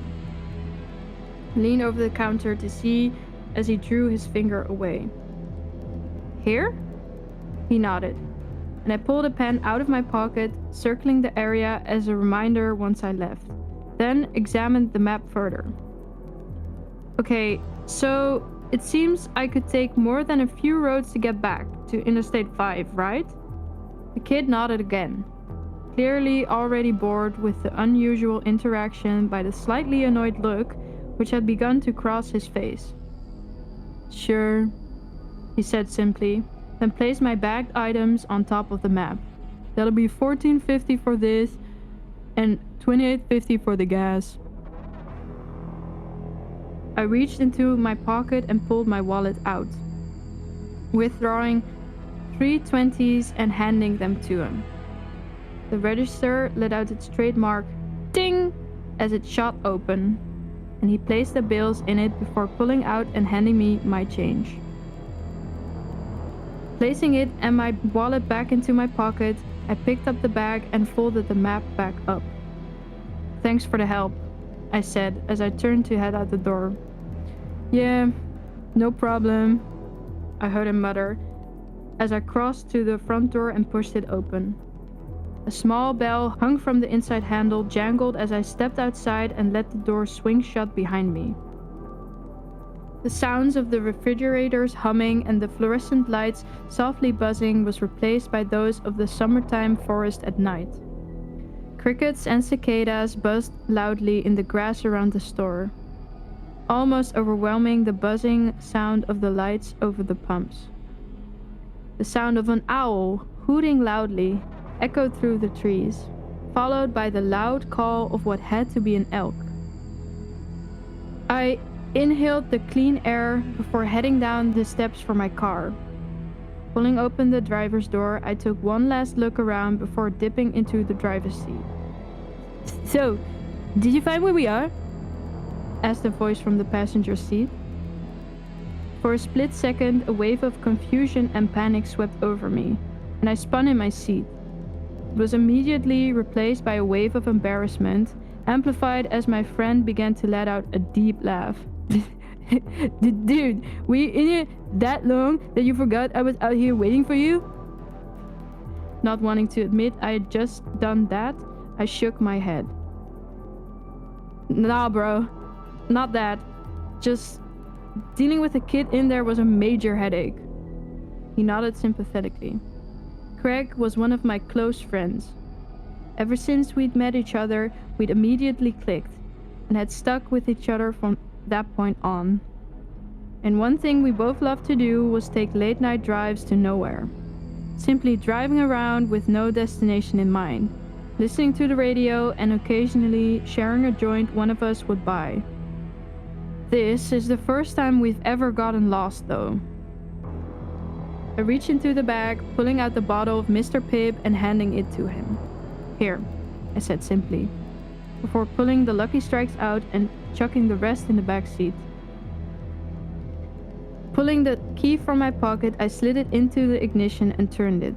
A the car's buzzer sounding as the dash lights came on. A moment later, the inline four quietly rumbled to life with its traditional burble. Tearing open the packaging, I pulled a cigarette from the pack and stuck it into the corner of my mouth before reaching to push in the car's cigarette lighter. As I did, I shot a glance back towards the store and froze. A small shiver shot down my spine as I realized the kid was standing at the door and staring out at us. What the actual hell? Craig caught my gaze and turned to look himself. Dude, what the hell is his problem? I shook my head as the lighter popped back out, signaling it was ready to use. Pushed the glowing red coil against the tip of the smoke for a moment until it was lit. Then placed it back in its slot. Pulled it from my lips and exhaled a cloud of smoke before answering, feeling more than a bit unnerved. I don't know, but honestly, man, that's more than a bit creepy. I shot one last glance. The kid hadn't even blinked once. He was just staring with an off-putting intensity out the glass. Come on, let's get out of here, Craig said, echoing the thoughts swimming through my mind. Put the car into first gear and eased off the clutch, car beginning to roll forward. Out of the corner of my eye, I saw him turn and shoot the bird at the kid as we slid out from under the lights into the dark. Break, I heard him mumble. Turned the car left and began heading back the way we came. Well, the good thing is, yeah, I did find out where we are. Pulled the map from my pocket and handed it to my friend. I heard him fumbling for a moment and then a small flashlight clicked on as he aimed it at the map. Dude, how did we make it almost as far east as Blazer? He asked with a slightly astonished tone. Longer drive than normal, I guess, I answered, rolling down my window to flick the ashes from my smoke out. Shot a glance at the analog clock on the dashboard. 2:45, it read. I let out a small sigh. Great. Vanessa is likely worrying up a storm about us right now. Me especially. Ever since we'd started dating 5 years ago, my girlfriend had always been rather apprehensive about my habit of taking long, late-night drives when I couldn't sleep. She always feared I'd get into an accident, either with another car, wrap my Honda around a tree, or hit an animal. Most of the time, I'd come home to find her sitting up, waiting for me. Worry clearly etched into her beautiful sapphire eyes. I bit my lip slightly. Hey, you think I should text Vanessa and let her know we're okay? I asked Craig. I heard him let out a snort. Honestly, bro, no. I know the woman loves you to death, and I'm happy she cares so much, but she's gotta learn you know what you're doing. Plus, you don't need your space. It's not healthy how much time you spend together. I flicked the remnants of the cigarette out the window and let out a snort of my own. It's called being in love, dude. You should try it sometime. I joked, causing him to let out a laugh. Nah, thanks. I enjoy being single too much. Shaking my head, I stared out the windshield as the headlights guided our way. Felt a slight sense of unease creep up on me as I watched the two-lane road stretch out before us, the moon in the sky almost completely blocked by the trees over our heads. I hadn't seen another car on the road for 2 hours at least. Well, what do you expect, Derek? Drove into the boonies. There's only ghost towns out here. Why don't you try driving all the way to Idaho next time? Shaking my thoughts away, I fumbled in the center console for a moment before pulling out my mixtape. A bit of music would help me feel better. I pushed it into the car's cassette player and hit play. A moment later, the pounding bass and synths of Dance with the Dead's That House began blasting from the speakers. Craig let out a whoop of excitement. Woo! Dude, yes, that's the kind of tunes we need for a drive like this. He rolled down the passenger window, sticking his head out the window to whoop and holler into the night. I shook my head, unable to keep from grinning at his antics. Friggin' goofball. The playful mood helped settle my mind, and I felt myself relax into the seat, the tension flowing out of my body and out the window. For a few minutes, that's how things went. The road stretching out ahead of us and then disappearing into the blackness behind us. Music blasting out from the radio and the soft roar of the engine in the background. I shot another look at the backlit clock. Now it read 5 minutes to 3. Should be at the highway any minute. The thought released the last wisps of tension in my body and fumbled into the backseat for the bag, catching it with the tips of my fingers. I pulled my bottle of soda from it and, holding the bottle to the steering wheel, cracked the cap. I lifted it to my lips and took a swig, taking my eyes off the road for a split second to tilt my head back. I looked back at the road and nearly spit it all out onto the windshield. In the second I'd stopped looking, a figure had stepped out onto the road. "Fucking hell!" I shouted, jamming my feet on the brake and clutched as hard as I could. The rear wheels of the car locked up and the ear-piercing sounds of squealing tires filled the cabin. To my horror, the tail end of the car began sliding out. Oh hell, no, no, no, no, no, no, no, no! For a few seconds, the world around us became a blur of shapes and colors, and I feared at any moment we'd smash into a tree or begin rolling. Thankfully, the car finally came to a stop with a screech of protest from the suspension. We were facing back the way we'd come. I could tell from the black lines on the road, which had once been the rubber of my tires. I gripped the steering wheel with almost a death grip, my heart furiously pounding in my chest. My breaths came in short, ragged gasps. There was no movement in the car for a few seconds before Craig reached forward and snapped the music off. "Dude, what the fuck?" he shouted at me, his face looking as pale as mine must be. I didn't say a word to him. Instead, I pulled up on the handbrake, ripping off my seatbelt and practically kicking the door open. Stepping out onto the pavement, I stepped to the front of the car on unsteady legs until I was squarely in between the headlight beams. I looked around, first at the road ahead, then at the forest on either side. There was nothing there. What the... I turned and looked behind me, over the roof of the car. The red glow of the taillights illuminated a few feet ahead, but beyond that, nothing but blackness. I turned again, looking out at the darkness beyond the branches. No movement disturbed the bushes and branches, and aside from the quiet hum of the car's engine, it was silent. I shook my head. Did I just imagine things? I shook it again. No, I know for a fact I didn't hallucinate. There was someone there. The sound of the car door opening made me turn, seeing Craig step out of the car. Leaving the door open, he immediately came over to me. You have exactly 20 seconds to explain to me what the hell just happened before I lose it, bro," he exclaimed. For a second, I fought to find my voice. Then I answered. "Someone... Dude, I'm not crazy. Someone stepped out of the woods and onto the road. Looked like a chick. Thought I was gonna freaking hit her." I realized I'd been holding in a breath and let it out, trying desperately to get myself to relax.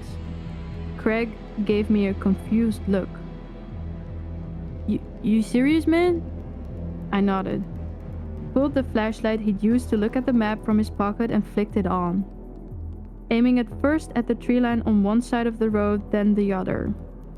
After doing this a few times, he turned back to me. Well, whoever it was, they're not here anymore." His brow furrowed. But why would a chick be out here in the middle of nowhere?" he muttered, more to himself than me. I still answered. "I don't know, man. It's freaking Josephine County. For as many good people live out here, there's also a bunch of weirdos." I heard my friend let out a snort of laughter and reply, but something had caught my attention. a feeling which had slammed into me with all the weight of a Peterbilt. The feeling of eyes boring in the back of my skull. I spun around, looking back towards the car and seeing nothing there. But the feeling remained, and I didn't like it one bit. Especially when the feeling came again, this time from the direction I'd just been facing a moment ago. Realization dawned on me, and I felt a chill ripple through me, along with the flicker of fear and realization. Oh shit! I whispered. Craig turned to look at me. What? He asked, seeing the look on my face. He repeated, What? I looked up at him, speaking with a bit of a weak voice. Let's go back to the car right now. He didn't argue, thankfully. He was already moving for the open passenger door, and I matched his pace as the feeling of being watched intensified, as if someone were rapidly approaching from the woods. Oh hell. I broke. First into a run, then a full-out sprint for the last 10 feet, tearing at the door handle and practically launching myself into the driver's seat, slamming the door closed behind me. I jammed down on the door lock, seeing Craig do the same. He turned to me, his face hidden in the dark, but his voice giving a perfect mental image of it. What the hell was that, man? The tone of it gave away the fact he'd felt. Even for the briefest of moments, the same feeling of dread and fear I'd had. You remember those videos of people driving on empty roads in the middle of the night, only to have someone step into the road and get them to stop? I asked. A sharp intake of breath came from the passenger seat before he answered, finishing my thought. And then a bunch of people spring out of the woods trying to ambush them. Oh, hell no. My thoughts exactly. Time to frigging leave. I released the parking brake, pulling on my seatbelt and jamming the car into first gear. The tires chirped as I hit the gas, and a moment later we were accelerating away. As we did, the feeling of being watched rapidly fell away to nothing, and I allowed myself to let out a relieved sigh. We drove in silence for another few minutes before I finally spoke again. I think we're in the clear, man. Craig let out a soft laugh. Thank fuck for that. I nodded, then reached for the soda which had fallen, wedging itself by the parking brake. Snatching it up, I uncapped it and took another swig, the still cool liquid invigorating me a bit. Recapping and dropping it behind me in the back seat, I let out a laugh of my own. I don't mean to be a Debbie Downer, Craig, but I think after this, I may take a bit of a break from late night drives. This just got under my skin too much. For a few moments, there was nothing, and then he answered. As much as that sucks, bro, I can understand it. No problem at all. I thought I could detect a small tone of sadness in his voice, along with something else I couldn't place. But then I heard him sit up straight. Hey Jake? He asked, a bit of a concerned tone now etched into it. Yeah? I heard him draw another breath. Shouldn't we be by the highway by now? Or at least see the lights of passing cars? I hadn't been fully concentrating on anything except the next stretch of road in my headlights, but at his words, I jerked my head to look beyond them. What the actual hell? He was right. The lights of cars and trucks flashing by on the freeway should be visible through the dark. I clearly remembered looking in my side view mirror as we turned onto the road from the highway, seeing the ever-present white and red glow zipping by at close to the distance we were now. That wasn't the case anymore. All I could see in front of us was darkness. Darkness and the woods on either side of the road. For a moment, I lifted my foot off the accelerator, letting the car slow down just a little as my brain whirred. He's gotta be mistaken. Hell, I've gotta be mistaken. We just haven't gotten close enough to the highway yet. You know these old roads, Derek. They often end up longer than they first look. Feeling somewhat relieved by the idea, I said it out loud. Craig nodded, but I could tell he wasn't completely convinced. And for that matter, as much as I repeated it mentally to myself, I couldn't completely convince myself either. It was as if seeing the women step in the road had shaken me more than I'd first thought. Pushing back down on the gas, I shifted into fourth gear and watched the speedometer flirt with 55 miles an hour. For a few minutes more, neither of us saw anything as we drove in silence. And then, Craig let out a cry. There! A light! For a moment, a surge of hope welled up inside me, and I craned over the steering wheel, looking to see the highway. It was dashed as I saw it was only a streetlight, standing solitary guard on the side of the road. Beneath it stood an old, worn sign which seemed to have been shot at many times with both BBs and actual bullets. I slowed the car some as it came towards us so I could read it. I felt confusion fall over me. Golden. 2 miles. The fuck? Craig breathed out as he read the sign. It passed by us, the streetlight momentarily bathing the interior of the car in light and showing the confused, worried look on his face. How the hell did we end up by Golden? Golden is a ghost town, one which attracts visitors every year to check out the standing buildings.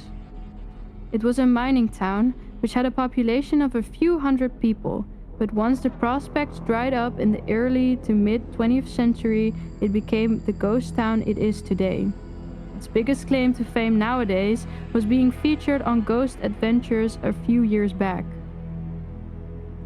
Craig repeated his question, but I wasn't able to answer him. My thoughts were racing inside my head.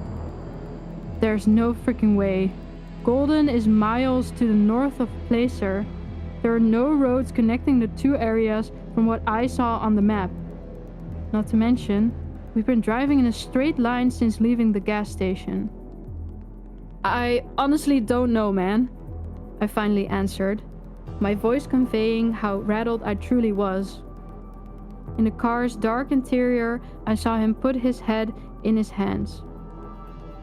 I fumbled for my pack of cigarettes, pulling another out with slightly unsteady fingers and pushing in the cigarette lighter. A moment later, the turn-off for the ghost town flashed by on the right. I saw the dark, hulking shape of the church's spire rising out of the dark for a moment. Then it was behind us. The lighter popped out and I pressed it through the smoke, lighting it and putting it back. I decided I needed to try and calm the rising tension that was filling the car's interior. Look, however we ended up here, man, the fact is we can't be far from the highway.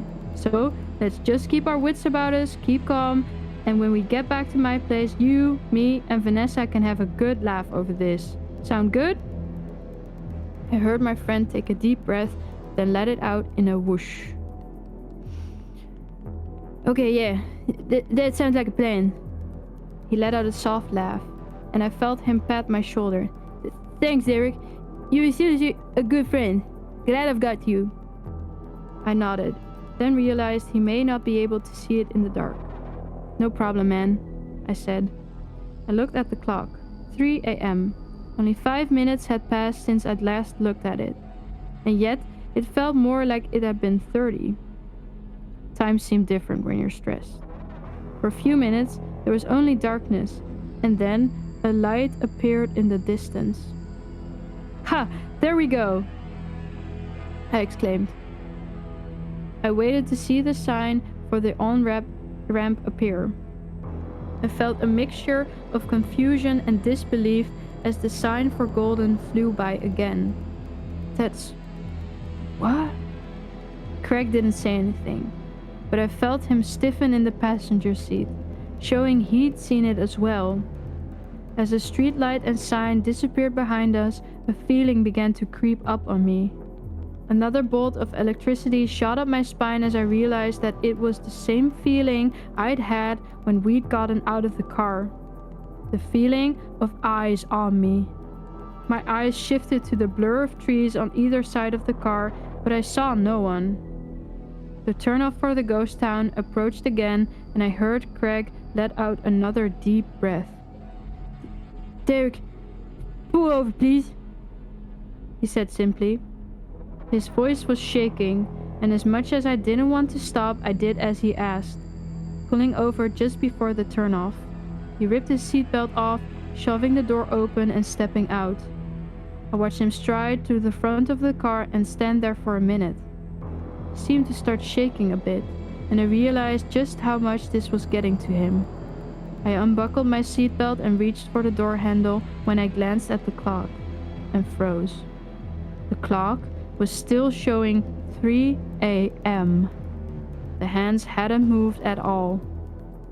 Feeling of shock washed over me like a wave as I tapped it with my fingers to see if it was merely stuck. But it refused to begin moving again. Okay, what the actual fuck is going on? I whispered to myself. I reached into my pocket, fishing out my phone and flipping it open. Like the clock, it too showed the time was 3 a.m. The feeling of being watched began to intensify, and I glanced at Craig standing in the dark before looking down, beginning to type a text out to Vanessa. "Hey baby girl, just wanted to let you know that Craig and I are okay. We're trying to get back to the highway, but have gotten a bit turned around out here. Do me a favor, and if I don't text you again in 15 minutes, text me back, okay? I love you." I replaced the phone in my pocket. I knew I should have been more honest, but I was beginning to feel a little freaked out about the weird situation. I didn't want to worry her any more than necessary, as it would worsen my own mental state. Pushing open the door, I got out and walked around, stopping near the front right headlight. "Dude, you alright?" I asked for a moment. He didn't answer, but happily he seemed to have stopped shaking. I repeated my question. When he didn't answer my second and third calls, I began to feel a new sensation creep up on me. Potent mixture of dread and fear. "Craig? Dude, you're creeping me the fuck out. Please say something." He finally turned to look at me, and in the semi-glow of the headlights, I saw his face had gone a bit pale. He raised a finger and pointed, saying only a single word. Look."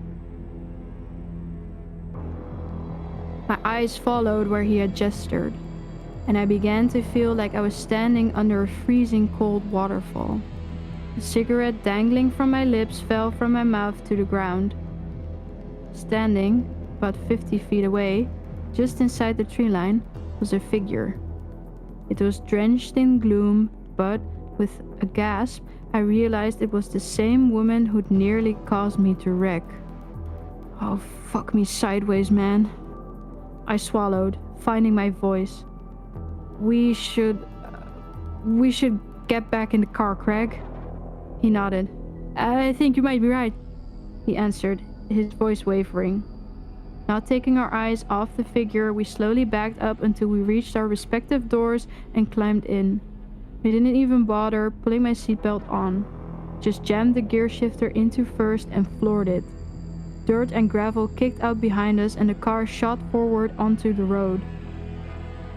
This time, I didn't let up on the gas. I kept my foot hard down, the engine beginning to roar as I shifted into third and fourth. The speedometer reached 60 as I shifted into fifth gear, the feeling of being watched intensifying with each passing second. I prayed that I would see something, anything ahead of us. An intersection, a house, a freaking out-of-use payphone for fuck's sake. And then, my blood turned to ice as a light appeared ahead of us. The exact same one as before, with the sign underneath.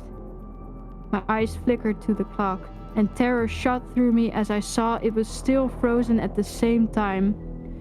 "This isn't good, bro," Craig said from the passenger seat. I agreed with him, but didn't say it out loud. I kept my foot to the floor, the speedometer now hitting 80. The turnoff appeared again, and what I saw made my heart begin to pound erratically. The woman had gotten closer to the road, and she wasn't alone anymore. Behind her, I saw others, the outlines of other people in the dark. Dozens, possibly more. They all stood, facing the road, watching us fly by, and then they disappeared into the rearview mirror. Fuck! I breathed out as the light and sign flashed by yet again. This time, the mass of people had gotten even closer to the road. The woman stood in front of them, and for a split second, the headlights illuminated her. Another flash of ice shot through my veins as I saw the river of blood pouring down the front of her nightgown, a style that looked to be decades old. What the hell did we do? Craig asked, his voice steady, yet filled with fear, the same I felt. I just shook my head. I don't know, man, was all I could say. The streetlight was beginning to appear again when I felt my phone vibrate in my pocket, causing me to nearly slam on the brakes in surprise. I fumbled in my pocket for it, seeing Craig look over at me. I texted Vanessa when we stopped, told her to reply back in a few minutes. Now I think I'm just gonna tell her to call the cops or something. He didn't reply, instead turning to look out the windshield at the approaching light. Flicking my eyes from the phone screen as I flipped it open to the road and back, I forced myself not to look at the turnoff as we zoomed past the light. I didn't want to see how close those, whatever they were, had gotten. My fingers trembled, almost causing me to drop it as I hit the OK button on the notification icon, the light beginning to appear once more. Vanessa's message automatically opened, and for a moment, relief like I'd never felt before surged through me at the small bit of normalcy I had in my grasp. I froze. I didn't even look up at the road. I couldn't. My eyes were locked on the single sentence, reading and rereading it. Endless waves of confusion passed over me, enough so I spoke aloud. The fuck? Craig spoke up. What? What did you say? I didn't answer him. My mind was racing at 1,000,000 miles an hour, trying to understand, but it was like I was repeatedly hitting a mental wall. I tried to think of something else as another thought came to me, but again the same block was coming to me. As it did, a new wave of fear began to rise. One for an entirely new reason than the terrifying loop flying by outside. The speedometer now showed we were doing 90. And then Craig spoke. Can I ask you a question, man? Fear coursed through every vein in my body, not at his question, but at his voice. It was different. Gone was the fear and tension it had held not even a minute ago. Now he just sounded calm. No, not simply calm. I couldn't understand why, but the way his tone was, it almost made me feel like he was smiling. Another shiver cascaded up my spine as I finally forced myself to answer, my mouth dry as cotton. What? He answered as we began to fly under the streetlight. Are you scared? For whatever reason, the question made me turn to look at him, just as the light whizzed over us. For a split second, the car's interior became illuminated again. My eyes locked with his. The light flew by. The turnoff appeared again, and for a moment my eyes flicked up to see that the woman was right next to the road, bathed completely in the headlights. I finally caught a glimpse of her face. And then I was screaming. My fingers tearing at the door handle as the car swerved to the right. I saw a tree flying towards the windshield. I didn't think. I just forced the door open and leapt out. The ground rapidly flew up to meet me. Darkness. I woke up in a hospital room, a bandage covering my head and one arm in a sling. My chest felt like it was on fire as well. The first thing I saw was Vanessa, who, upon seeing me, burst into tears and wrapped her arm around me. A few moments later, the doctor came in. He told me that I was a lucky man. Apparently, I'd gotten away with only a gash on my head requiring staples, severely bruised ribs, and a broken arm. Shocking for having dove out of a car at what happened to be tremendous speed, he said, raising an eyebrow. Then he told me the police wanted to speak with me. He showed them in, and 2 officers entered, asking me many questions. I told them exactly what happened, well, except for 2 small details anyways. They appeared to take my account seriously and promised to look into it. "We've had some reports similar to yours, sir," one of them answered tentatively. Then they told me how I'd been found. Our father and son, who owned a gas station nearby, had been out driving and had come across first my destroyed Honda, which had wrapped itself around a tree and then some, and then, lying unconscious in the grassy ditch, me. They didn't say who they'd been, but I had a fair idea. The son at least, anyways. That night was 3 months ago. I've been at home, resting and healing this entire time. It's given me plenty time to think, plenty of time to process everything. I try not to think about that night, about any of it. I feel like I'll go insane if I do, especially after the police told me they found nobody else at the scene of the wreck. Only the passenger door hanging open. But I've had to, after receiving an email from an unknown address. One claiming to be the son, the kid I saw in the gas station that night. He told me things that his father told him he'd seen for years, that he didn't believe at all until that night, when he looked out the door at my car. That's when he'd frantically called his father. As I type this out, I feel the threads of my sanity begin to pull away from each other, threatening to split. Remembering the woman's face, indeed a ghost, as it flashed in the headlights. The look of horror plastered there as she frantically waved at me to get my attention. The same look the others must have had. Remembering, turning to look at Craig as the light flickered over, and seeing the smile on his face. A smile wider than any humans could possibly be, filled with shark-like teeth as black eyes stared hungrily at me. The same smile the kid told me he'd been flashed as I pulled away. But mostly, I remember the single line of text Vanessa sent me. It caused me to rack my brain, trying frantically to recall my friendship with the figure sitting opposite me, and horror filling me as I realized I couldn't think of one single memory. What will keep me from ever taking late-night drives again? The 3 words that will remain burned into my memory forever. "Darling? Who's Craig?"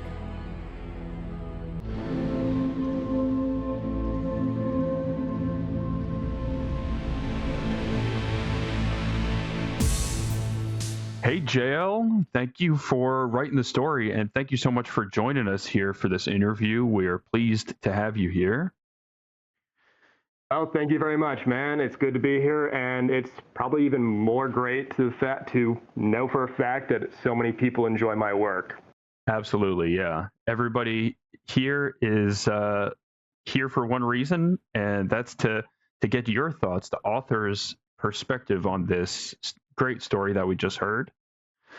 So I'll just start us off with the first basic question. What was your inspiration for the story?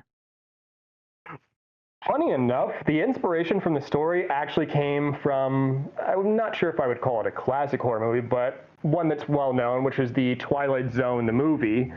The opening sequence of that, featuring, I believe it was Al Brooks and Dan Aykroyd, with them in the car with Dan Aykroyd saying, "Would you like to see something really scary?" For some reason, my brain thought of that story, and I thought, what if it was increased into a larger, more thorough story, but instead of the sort of horror comedy angle that the movie sort of went with for its opening vignette, I wanted to make it truly horrifying and combine that with some roads around my local area. The story sort of fell into place from there. Oh, that is super cool. Love the Twilight Zone. That is a really cool inspiration. It actually is. So, what about, can you tell us a little bit more about your writing process in general? Like how you go from the initial idea to the full story that we read. Well, the way the stories normally come about, at least in my mind, is I'll be out doing something in the daytime. My brain is always on and thinking about things, even when I'm doing stuff such as grocery shopping, getting gasoline, things of that nature. So I'll always be looking around for sort of inspiration for my stories, whether it's just something I'll see, something that'll just pop into my head. And from there, I'll write it down on a piece of paper to make sure I don't forget.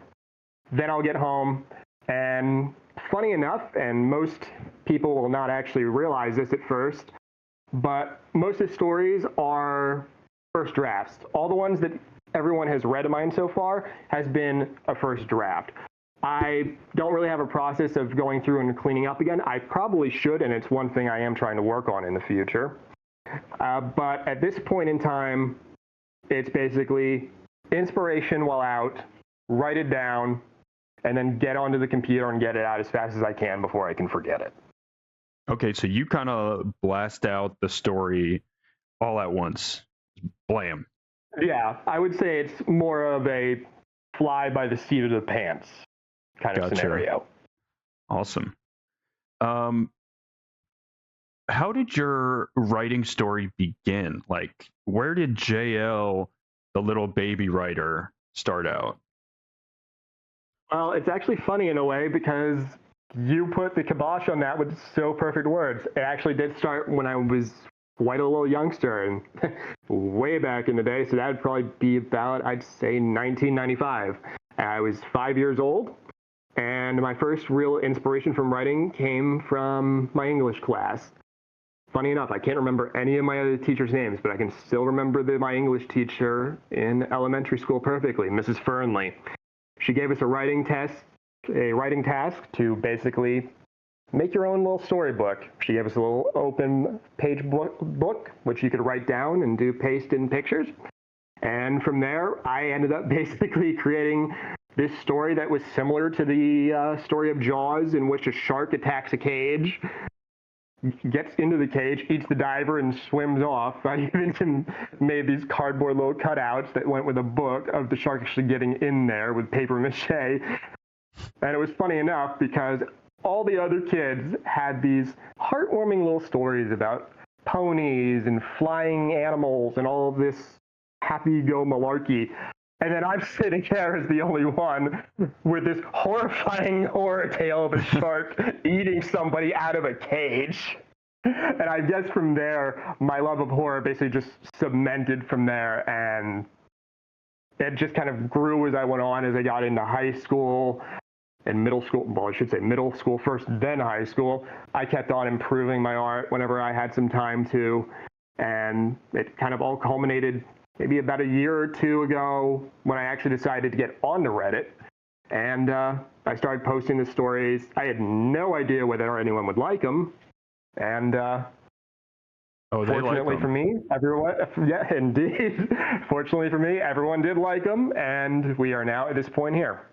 That is awesome. And I think some of the things I wrote when I was a child probably scared the hell out of my mom. And there's probably a lot of people listening who have similar experiences. So more than likely, there's probably more than a few concerned parents out there who looked at the first thing that their child wrote or drew and went, what the hell is wrong with my kid? Yeah. And let's just cap it off with, I think we'd all love to know, what are some of your favorite authors or movies or just media in general? Well, this is gonna be a very broad one because my inspirations as well as my enjoyment from authors, movies, and stuff is a very broad stroke. I don't really stay in one category or one genre, but everything from 1950s pulp books like The Girl from Rome by Mikhail Durafour to Peter Benchley with Jaws and Beast and White Shark. even going to some plays, of course, Stephen King, there's no way that you can leave that guy out when you're talking about a horror writer. That inspiration comes from nowhere. But also Shirley Jackson, author of the House on Haunted Hill. Haunting of Hill House. That was a mess up. And Robert Bloch, author of Psycho. Of course, Alfred Hitchcock. A lot of the older 50s and 60s movies and books is where I kind of get my biggest inspiration, which is reflected in my writing style. That's awesome. And all of our younger aspiring writer listeners should have been taking notes on all that information, because there you can get a crash course in classic horror education. I would also recommend if they really would like a little bit of extra credit for that, I would probably also recommend some of the older Vincent Price movies from the late 50s and early 60s. So The Tingler, the original House on Haunted Hill, which most of our younger readers and listeners here are probably not going to realize the 1999 film was a remake, as well as 13 Ghosts, the original Creature from the Black Lagoon movie series, things of that nature. I'll add that in. Awesome. And then this just kind of occurred to me, but it's probably something we should include. Is there a place where if the folks here really just want to support you and go the extra mile, where is a good place where you'd like them to go? Well, at this point, I don't have any work of my own published, aside from 3 stories in a anthology book that got published a year or 2 ago called Gather Round the Internet's Scariest Campfire Tales, Volume 2. That's up on Amazon. But aside from that, until I actually have some stuff published, which I am hoping to do in the near future, the best place to go to would be my Reddit page. I have a dedicated post at the top of my page, which contains all of my currently written stories on no sleep and scary stories. Well, awesome. Thank you so much for writing and letting us cover this and joining us for this interview. It's an absolute pleasure. And I'll let you have the final word. Is there anything else you want to say before we wrap up? Well, all I'm going to say, first of all, to everyone listening is just thank you from the bottom of my heart. I would be nothing as a writer without readers who enjoy my work. So I appreciate that. And I appreciate you guys actually bringing me back into the fold and getting me the inspiration to kind of want to start writing again. I've had a little bit of a writer's block and a bit of a fallback from my writing recently. So I appreciate that. And for those who are just getting into it, maybe like I was 2 years ago or so, don't give up hope. If your work does not really take off immediately, that's not always going to be the case. Just keep going, improve your craft, and I hope that all of you, like myself and my hoping, will one day make it and become the published authors that we may all want to become. Fantastic. Thank you so much.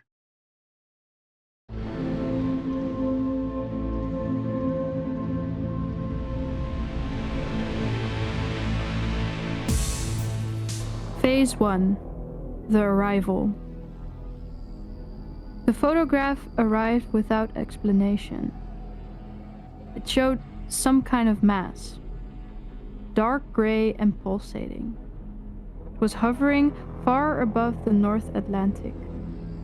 It resembled a cyclone, but there was no eye of the storm, no rotation, just layers, like folds of gauze, stacked and suspended. The sky around it was eerily clear. That was the first impossibility. Dr. Mayreed Finn saw the image at 6:32 a.m. It was forwarded to her personal account from an encrypted ministry server. The subject line read only, "Come in immediately." Dr. Finn arrived at the North Strand's climate monitoring facility before sunrise. The conference room was already full, unusual for a Wednesday. Technicians, military liaisons, 2 senior meteorologists, and a man from the Department of Anomalous Phenomena, a department that, officially didn't exist. No one spoke for the first 10 minutes. They just stared at the image projected on the main wall, a still frame from a weather satellite feed. I've never seen a static formation at that altitude before, Mayreed said, her eyes locked on the impossible image. How high is this exactly? 68 kilometers, one of the technicians said, adjusting his glasses. She blinked. Mesosphere. Correct. This doesn't make any sense, she muttered to herself, irritated by confusion. One of the meteorologists stood. It's your job to make sense of it, Dr. Fan. When was it first reported? She responded, ignoring the man's tone. It's been there for 6 hours. It just showed up. The military liaison cleared his throat. Spotted by a satellite over the Atlantic. Cross-checked by a second pass. We thought it might be weapon debris. It's not. Civil flights are already diverting. Maritime routes too. On the monitors, numbers scrolled. Temperatures, wind speeds, strange depth readings. The mass wasn't moving. Winds tore at it hundreds of kilometers per hour, but it didn't rotate, didn't shear, just remained, impossibly still. It's not a weather event, the meteorologist declared with a shaky voice and worry in his eyes. Then what is it? Asked the liaison. No one had an answer. By noon, the world had seen it. Footage taken by a commercial pilot had gone viral. A band of dark mist stretching from horizon to horizon, bloated and heavy, blotting out the sun. It covered a region roughly the size of North America and appeared to be growing. The shadow of the cloud cast was immeasurable. On a clear day, the light would dim like a solar eclipse. The sky turned a dull gray. Shadows vanished and birds fell silent. Some areas experienced perpetual dusk, the night imposing in its darkness. People on the ground began reporting changes. Strange static humming in their teeth, tension headaches, and a persistent low pressure in the ears. Online forums exploded. #TheCloud trended within an hour. Dr. Finn kept working. She had trained herself to remain clinical, methodical. Still, she couldn't shake the feeling that the air in the lab had gone stale. Something was very wrong, and not a single thinking brain on the planet could provide answers to the impossible situation. At exactly 9:43 p.m. GMT, the first sound was recorded. A low frequency thump, thump. Deep and distant. Then another, 2 hours apart. Then again, and again. Thunder? Someone offered, but the radar was clear. Not a single weather system for 1,000 kilometers. The thump came again, only minutes apart. Thump, thump.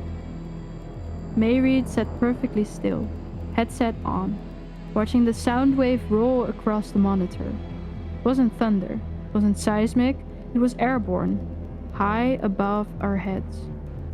Jesus, whispered a young intern nearby. It's coming from inside the cloud.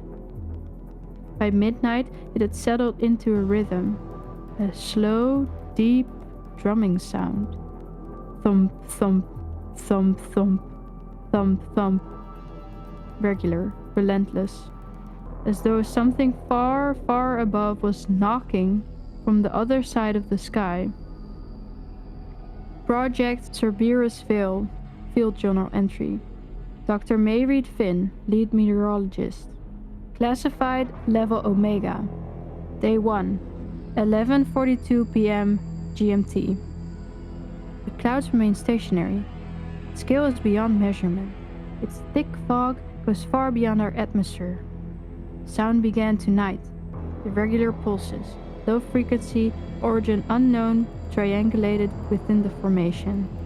The collection of all data is incomplete at this time.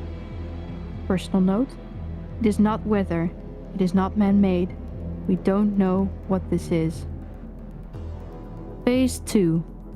The Sound of God. By morning, the drumming was heard across the entire northern hemisphere. It was no longer limited to the monitoring stations. People across Europe, the eastern United States, parts of Western Africa, and even as far as Argentina reported hearing it, not just through the air, but through their bodies, in the base of the skull, the hollows of the chest, or behind the eyes.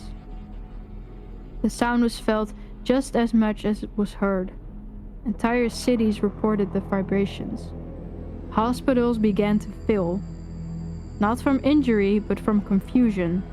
Migraines, tinnitus, bleeding noses. Some people began to lose their minds, tormented by a sound they couldn't escape. Others seemed unfazed by the strange phenomenon. A woman in Bordeaux began convulsing and screamed, "I hear it! I hear it! I hear it!" before falling unconscious. At 01:06 a.m. GMT, Dr. Finn watched from the roof of the North Strand facility as the light changed again. Not dimmer, not quite. She struggled to name it. Shadows had lost their edges. Buildings looked slightly flattened. Colors were muted, like the world had been submerged in water. She raised her hand and stared at her palm. Veins like rivers on a map.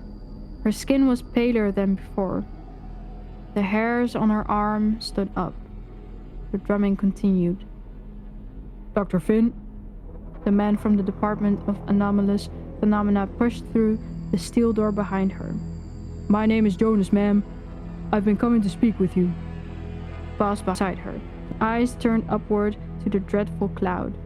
It swallowed the entire skyline, hiding stars and moon alike. "Quite a few," he murmured. "What can I do for you, Jonas?" she asked, her tone clipped, unwilling to indulge small talk. "You know who I work for?" She nodded once, offering him a cigarette from a near-empty pack. "No thanks, I quit. Fresh air for me." He laughed awkwardly as Dr. Finn lit her smoke. "They're relocating me," he said. "Opposite side of the world. A counterpart facility in the southern hemisphere. They want simultaneous readings, mirror data sets. Honestly, it feels like I'm just being moved out of the blast zone." He paused for a moment. "If this thing is global, if it keeps growing, we need to know if it behaves the same way everywhere. Otherwise, we're flying blind." Finn studied him. The shadows across his face blurred and trembled in the wrong light. "So you'll be chasing the other horizon?" "Something like that." He gave a thin smile, but his eyes stayed locked on the sky. "I'll send you everything I find. Maybe between the both of us, we'll make sense of it." Her gaze lingered on him a moment longer than she intended. Then she looked back to the cloud. Maybe. The drumming echoed, low, cavernous, and endless. Thump, thump, thump, thump, thump, thump. Neither of them spoke after that.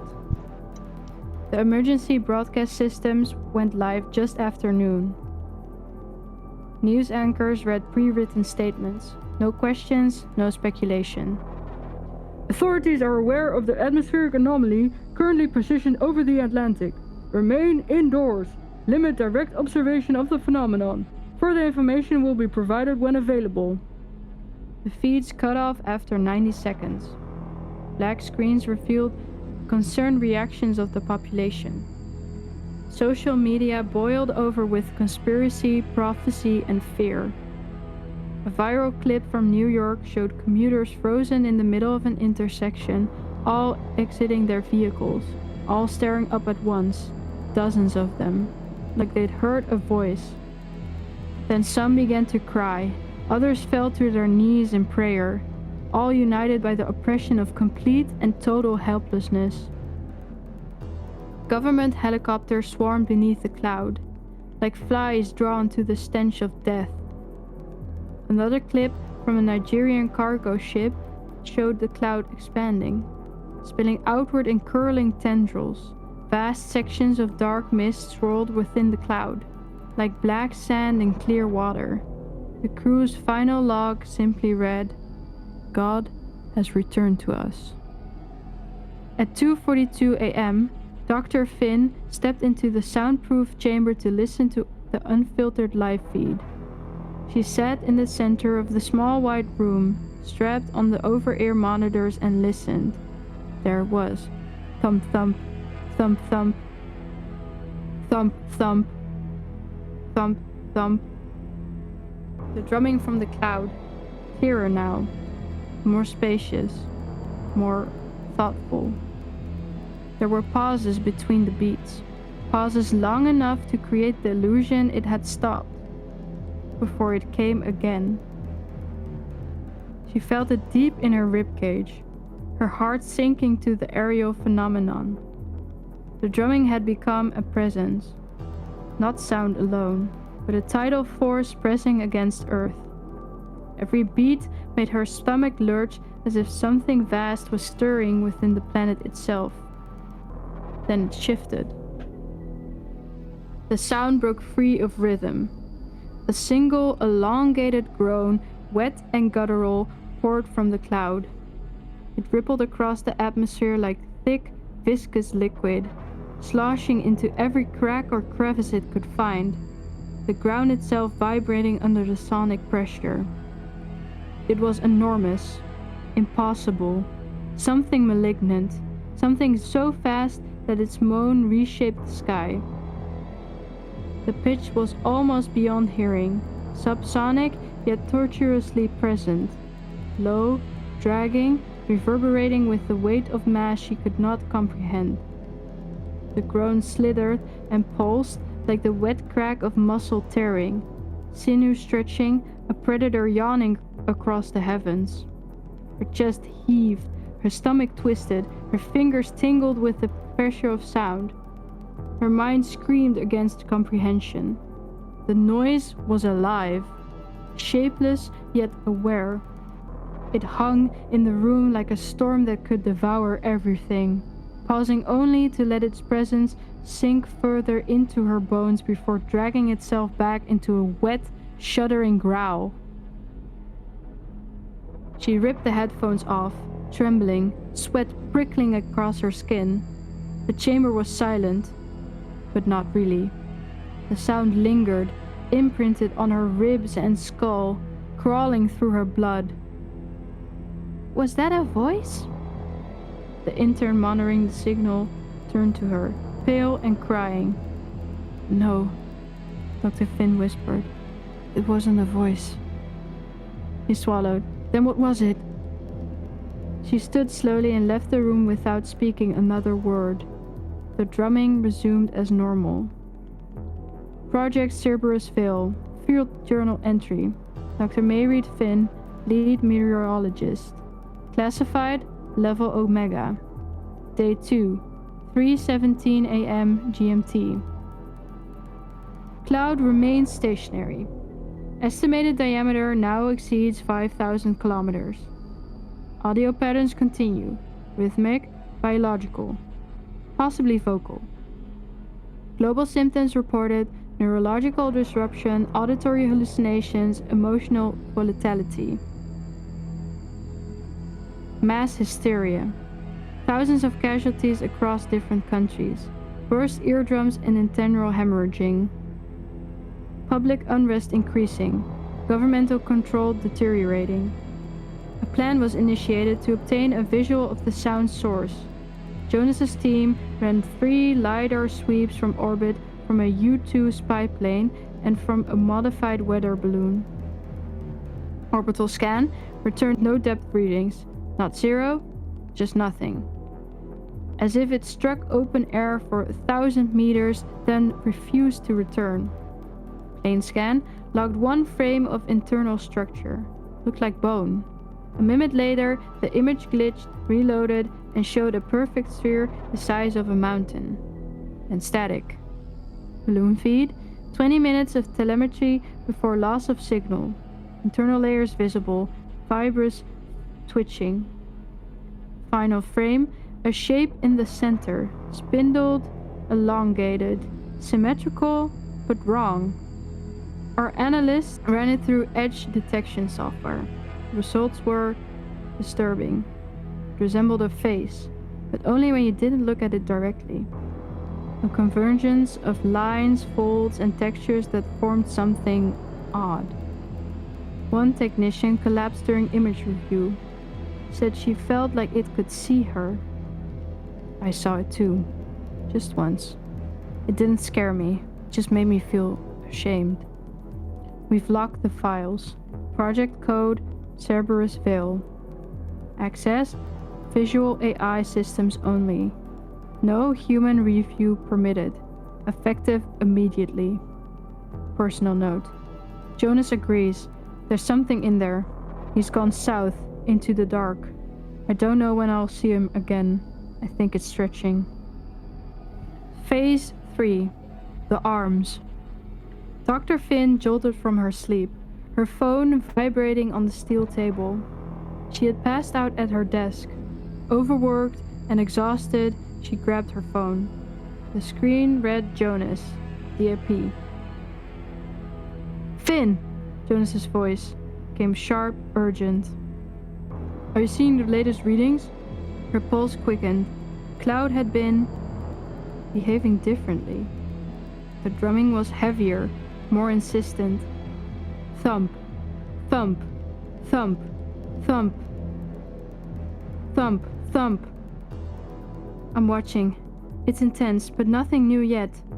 Thump, thump, thump, thump, thump, thump, thump, thump. Intense? His laugh was bitter. Intense doesn't cover this. Subsonic pulses. Every monitoring station on every continent, they're aligning. The underside of the cloud, it's splitting along a straight, vertical seam. The satellites caught it just before it closed again. Dr. Finn frowned. A seam? Thump, thump. Thump, thump. Thump, thump. Thump, thump. Like it's preparing to open, and I don't mean metaphorically. His voice dropped, urgent. There's a pattern in the pulses, rhythms building. I don't know how else to say this. The drumming, it's a fucking heartbeat, Mary, and it's getting faster. You need to be ready. Something is happening. Whatever you do, don't go outside. Whatever happens next, it's not just sound. It's alive. Thump, thump, thump, thump, thump, thump. She felt it in her chest before she could reply, a vibration deep in bone and blood, the wet resonance of something enormous stirring. Jonas, Stay calm. Lock yourself in. Go to the bunker now. The monitors are there. You can observe. Whatever you do, do not fucking step outside. Then the line went dead. A heartbeat later, across the northern hemisphere, a vertical fracture tore through the sky like a wound. It widened with deliberate slowness. Layers of mist peeled back in fleshy folds. Shadows deepened, bending the space around it. A deafening, sticky squelch like tearing flesh echoed across the hemisphere. Behind it was a darkness that seemed to breathe, vast and unfathomable. A darkness that bent perception. No camera could capture it. No eye on the planet was built to perceive such a biblical event. Without tremor or trumpet, the cloud opened. What lay inside was not lightless, but unknowable. Some said it was a mouth. Some said it was a wound. And from it came the sound again, louder now, clearer. Something wet and vast and pulsing. Something impossible. Not breathing. Mawing. Across the world, people looked up in unison. Some screamed. Some dropped to their knees. Others stood still and watched, transfixed as the first of the arms descended. long, tapering limbs like serpents, oily, black, and glistening, emerging from the wound in the sky in slow spirals. Some were miles long, others kilometers. They swam through the air like they were underwater, languid, elegant, and hypnotic. Thousands of them, tens of thousands. They moved across the sky like a nest of worms poured through a funnel, coiling, searching. One by one, the arms reached down into the earth, slithering through cities, across oceans, over fields. It didn't take long for the first to be taken. A man in Tokyo screamed as an arm squired its way around him. His fingers dug into the strange meat as the grip around his waist tightened, pulling him skyward. His cries split the morning air. In a European city, a young couple ran through the streets hand in hand.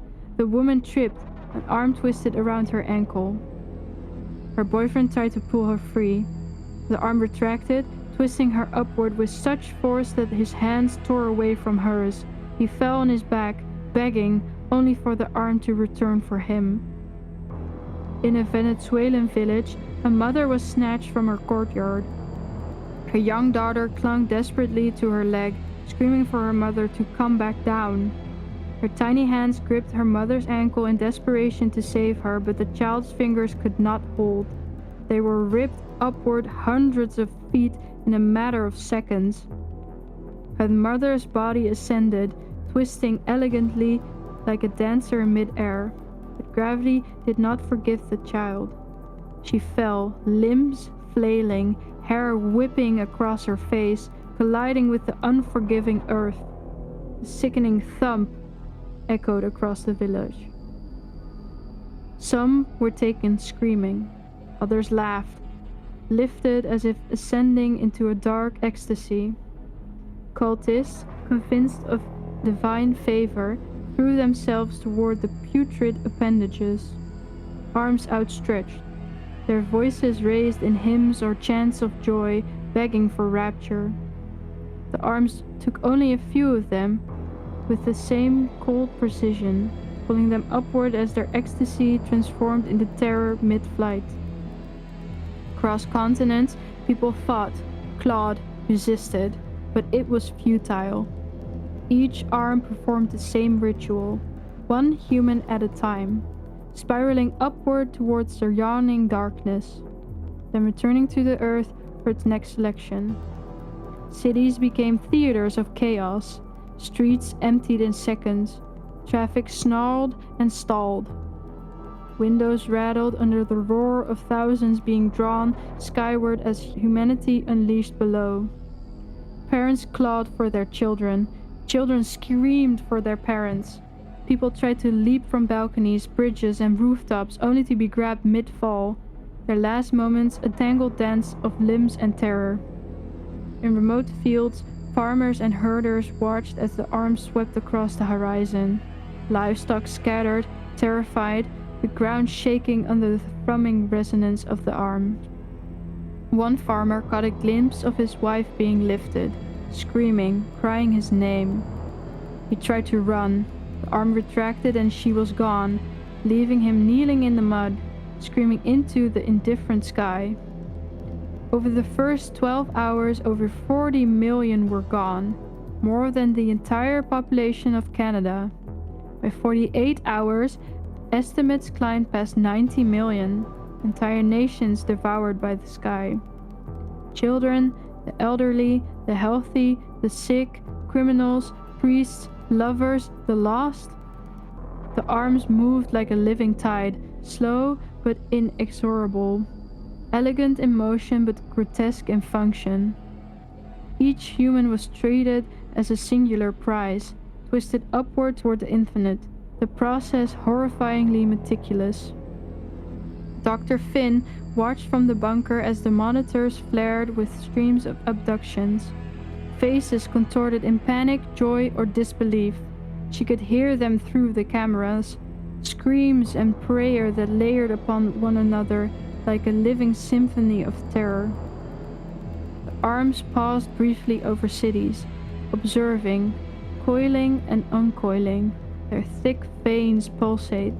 They seem to savor the fear.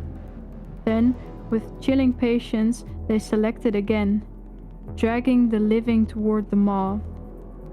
Over the 57 hours, the northern hemisphere emptied in a relentless, mechanical, almost ritualistic harvest. Every arm returned repeatedly to the sky's wound, each human plucked and lifted until the air was thick with the echoes of terror and awe. By the final hour, Dr. Finn could only stare at the screens, numb. The arms paused at last, holding their harvest aloft for a long, silent moment, as if counting, observing, and savoring. Then they began the slow, deliberate retreat one by one, carrying their cap, giving them form. Over 4 hours, the sky had closed and survivors emerged from false shelters. The world was left in silence. Only the sound of the drums remained. Thump, thump. Thump, thump. Thump, thump. Thump, thump. Project Cerebrusville. Field Journal Entry. Dr. Mayreed Finn, Lead Meteorologist. Classified Level Omega. Day 3, 11:11 p.m. GMT. The formation opened. An aperture. Estimated diameter is 3,000 kilometers across. Arms, tongues emerged. Thousands.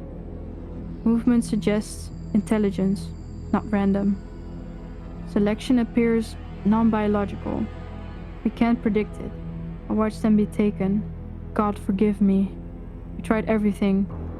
Interference, signal jamming, sonic weapons. Russia sent a nuke. To hell with the aftermath of that. It didn't go off. It was just swallowed by the cloud. The arms are not affected. The world is hollow. The monitors lie dead. Their screens frozen with faces I will never forget. Even the saved recordings fail to convey the scale of what happened. The arms, the screams, the silence that followed. Entire populations, taken with the precision of a surgeon, the cruelty of a predator, the indifference of an animal. 90 million. More. Perhaps 100 million. Can't be certain. The northern hemisphere is a graveyard with no corpses, and yet the sky is calm. Deceptively calm. The wound has closed. The drum, it continues. Always beneath everything. A low, insistent pulse that will not be ignored. Personal note. I don't even know what to do next. Every theory, every model, every calculation, it's meaningless against this. We are observers of an event. We are its remnants. Survivors only in a technical sense. In every other way, we are gone. There's nothing to fight, nothing to flee, only to record, only to bear witness. And I will, till the end. What else is there to do? Phase 4, the Belch. 1 month and 14 days passed. No arms, no movement from the sky. The cloud remained, hanging impossibly still above the Atlantic like a wound that refused to heal. Most nations had abandoned any attempt to engage with it. Some still broadcast official statements, hollow robotic reassurances, but no one listened. The world had been held in place, breathless, afraid to look up, held hostage by our new God. Cities went dark, markets crashed, faiths fractured, people starved. Millions gathered in open fields, begging to be taken. Millions took their own lives in the face of the inevitable. Others locked their doors and prayed to be forgotten. Dr. Mayreed Finn stayed. She slept inside the bunker beneath the North Strand Climate Facility. She hadn't left in weeks. The others were gone, some taken when the arms descended, some fled, some too broken to continue. She kept her notes, her logs, her rituals of data and control, but every day it grew harder to believe that any of it mattered. Finn's console crackled to life at 3:58 a.m. GMT. The signal was faint, washed in static, but the voice on the other end was unmistakable. "Finn," Jonas said, quick and hushed, like he was afraid the sound itself might carry. "Tell me you're awake." "I'm awake." Her voice was brittle. The syllables clipped. She'd been awake for days. "What is it?" "I've been tracking something," he said. "Pressure readings from the South African buoy network. They're tanking. Not a storm, not a current shift. It's like the air itself is leaking." "You said that before." "This is different." His breathing was uneven, shaky. "The drop isn't local, it's global. Everything is bleeding towards the cloud. Not winds, everything. It's pulling like it's..." He stopped himself, then said it anyway. "Like it's inhaling." Finn exhaled through her nose. "We don't know that's what it's doing." "I do know," Jonas shot back, voice tightening. "It's hungry, and it's been patient, but..." A low laugh broke out that wasn't joy. "Christ, I can't believe we're still pretending this is about data." "This is about survival, Jonas," she said, doubting her own words. "Is it?" Jonas snapped. There was a pause before he spoke again. "Well, we're all dead anyway. It's just a matter of time before it gets hungry again. And when it does..." He trailed off, static filling the gap. "You've seen the fields. You've seen the ones begging for it to take them. That's not living. That's meat waiting to be picked up." "Stop." "Why?" His voice cracked. "You want the truth, May Reed? There's no stopping it. There's no bargaining. We're not even ants to it. Ants get noticed before they're stepped on. This thing..." He stopped abruptly. The next sound, a sharp hiss in the line. "Jonas?" Silence. She waited another 3 seconds, then set the receiver down, her fingers trembling against the console. She clasped her hands together, lowered her head, and for the first time in her life, she began to pray. She waited. Nothing. At exactly 04:17 a.m. GMT, 1 month and 14 days since the cloud arrived, the sky opened again. No warning, no signal, just a sudden shifting of the cloud's center. Folds drawing back, parting like lips peeled open by invisible hands. The drumming was constant, but this time something new came. The sound began low, wet, rolling, like a cauldron of bile tipping somewhere beyond the stratosphere. Pressure dropped, the wind died. Then came a vast, guttural exhalation that seemed to surge from the planet's core and shatter the sky above. A noise like the entire sky dry heaving, viscous and phlegm-soaked. The kind of sound that makes the stomach knot before the ears understand. A single, cataclysmic, guttural bellow that cracked windows on every continent and shattered the upper atmosphere. The ground shook, tides recoiled, and birds fell from the sky. It wasn't just sound, it was force. A pressure wave of wet breath and raw heat, like an open furnace filled with rotten flesh. It swept the globe within minutes. People clutched their heads and screamed as their ears bled. Animals bolted and dropped dead mid-run. Birds fell in flocks. Machines died. Satellites blinked out. Those at the epicenter could only scream as the force burst them into nothingness. And the smell, a stench so fast, so cellular, it soaked through walls. It crawled into lungs and stayed there, a taste of spoiled meat and copper. People vomited, others tore at their flesh, trying to escape it. Most were dead in seconds. And then came the blood. From deep within the beast, Beyond the gauze and folds of mists, something ruptured. Pressure valve, a gullet, a wound? No one knows. A tidal wave of thick, arterial blood, expelled with such volume and speed that it felt like monsoon rain over half the globe. Red soaked the oceans and rivers. Red splashed across rooftops and deserts and jungles. Half the earth painted in blood. It steamed where it landed, hot and thick, and it reeked of iron and something sweet. Something wrong. Some said they heard whispers in the rain. Clouds peeled back, and for the first and only time the being was seen. Truly seen. For exactly 93 seconds the sky was clear. Not in fragments, not distorted. It filled the sky. It was the sky. Its shape defied thought. Impossibly symmetrical, yet shifting as though the universe itself was trying and failing to remember it.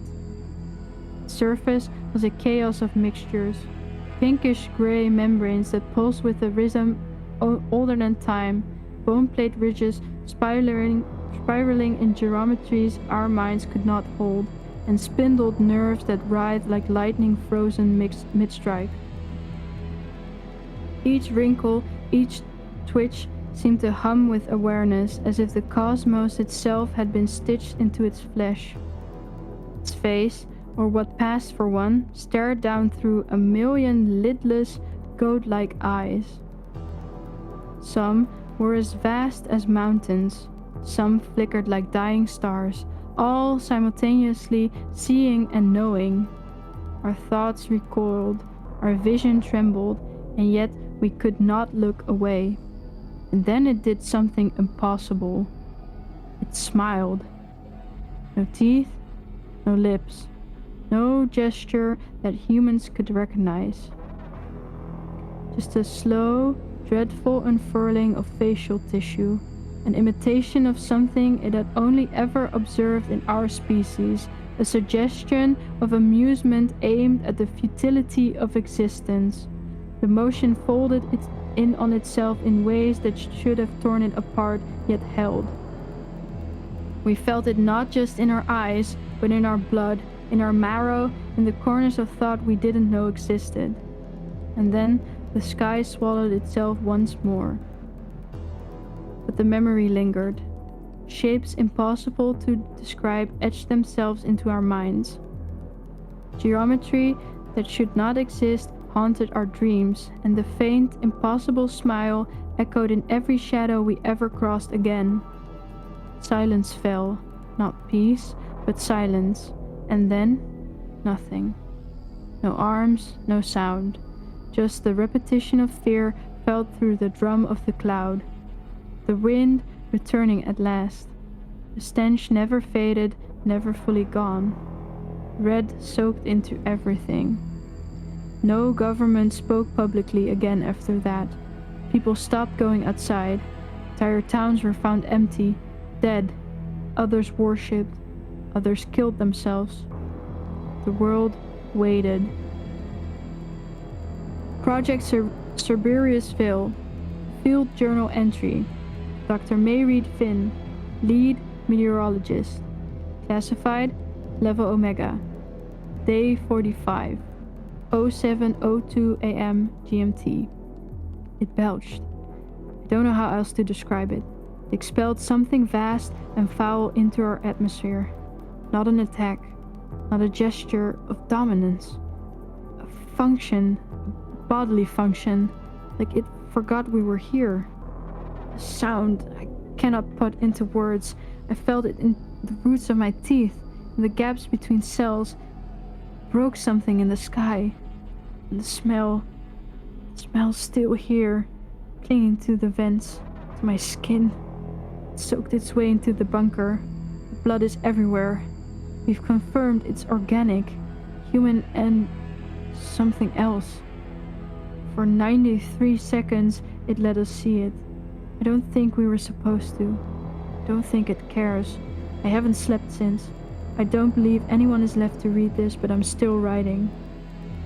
There's no scientific language left for what's happening. This is not an anomaly. This is a presence. This is an extinction event. Phase 5. Afterbirth. It began to harden. Not all at once, but gradually, day by day, as the blood congealed under heat and rain. Bright red stains that had covered oceans, cities, forests, darkened, thickened with reddish clots. Then it began to bond. What had first been described as organic blood now revealed itself to be something more, a precursor, a fluid waiting to become. On the 15th day after the belch, the first major surface scan from what remained of the LEO satellites returned images of a continuous sheet forming across the Atlantic basin, fibrous, pale, rigid in places, like cooled wax spread over the surface like of the Earth.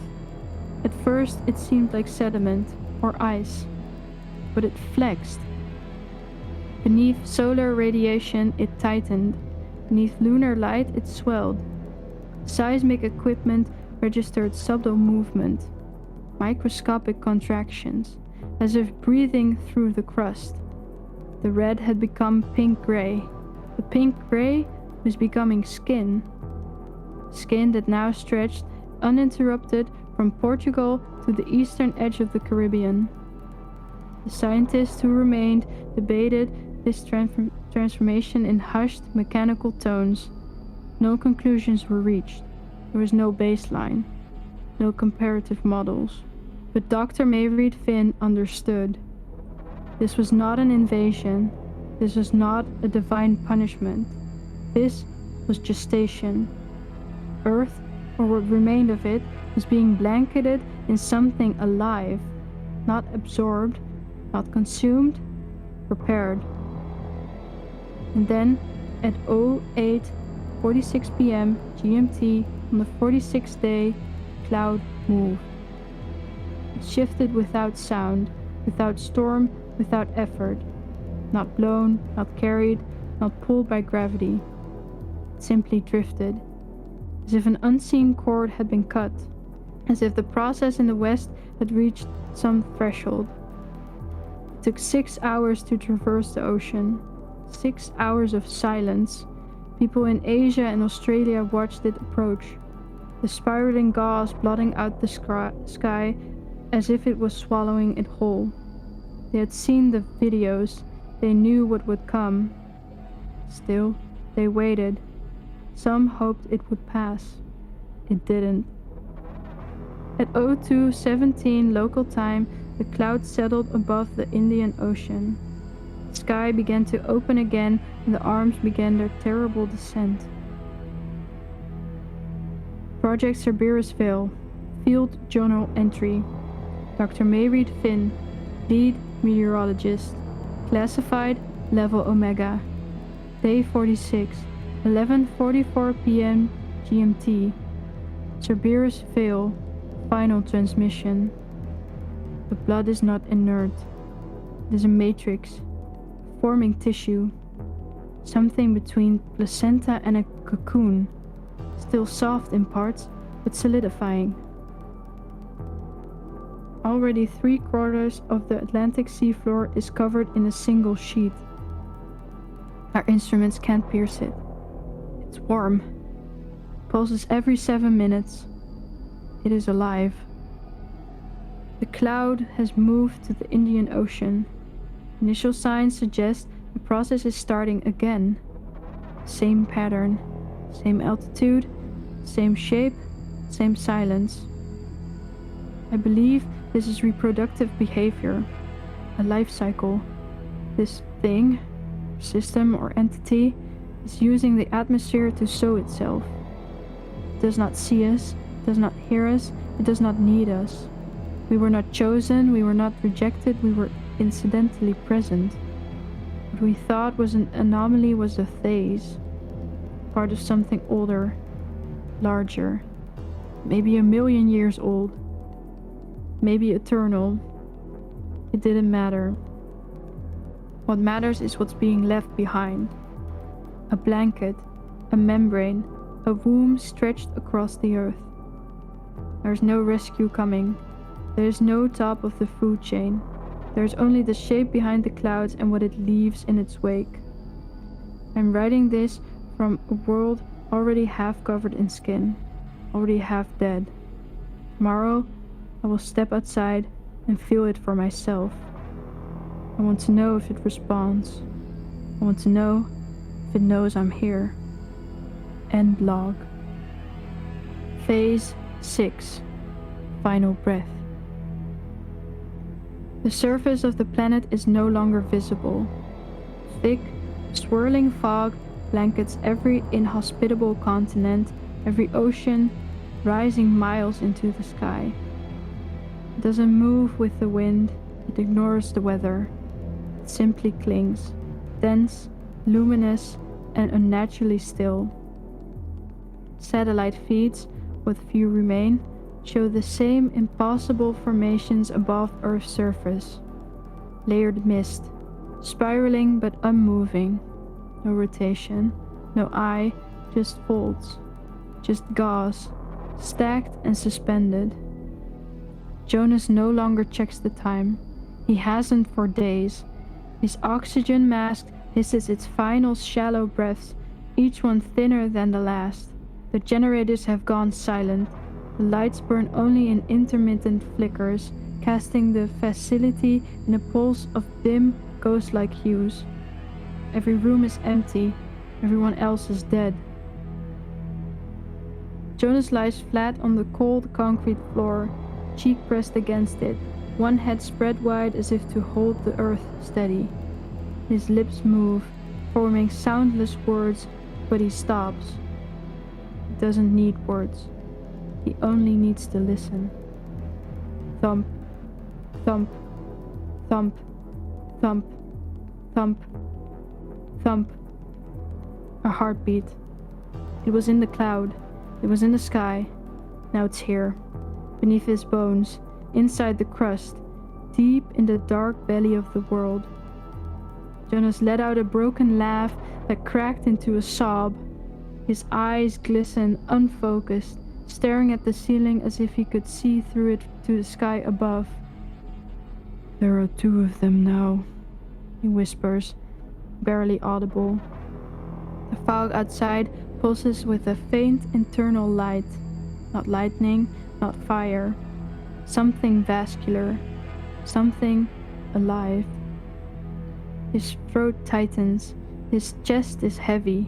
The hiss of his mask is a thin trickle of air, barely enough to maintain hope. He pulls it away, lets it fall beside him. The silence rushes in. He smiles, weak and delirious, teeth streaked with blood from biting his tongue raw in his sleep. We were the womb. Jonas had never been a religious man. He used to scoff at prayer, at ritual. But now, on the floor of the dying world, the last man standing, a gun trembling in his hand, he mouths the words anyway. Fragments of hymns, half-remembered psalms, apologies to no one. He turns the gun on himself, comforted by the realization it will all be over soon. The fog above glows brighter, its folds pulsing with rhythm, like veins, like lungs. Jonas closes his eyes, the weight of suffocation pressing him into the floor. His last thought is not of escape, not of resistance, only awe. Far beyond Earth, in the silence of space, the first cloud drifts on, searching for the next world. The Earth exhales its final breath and becomes something new.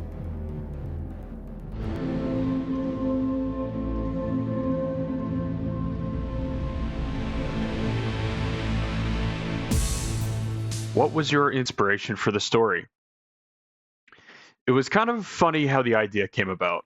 My brother and I were in our garden smoking a joint, and he had just asked me how I get ideas for stories. I explained that the ideas can come from anywhere. Remembering them before you get a chance to jot them down is the hard part.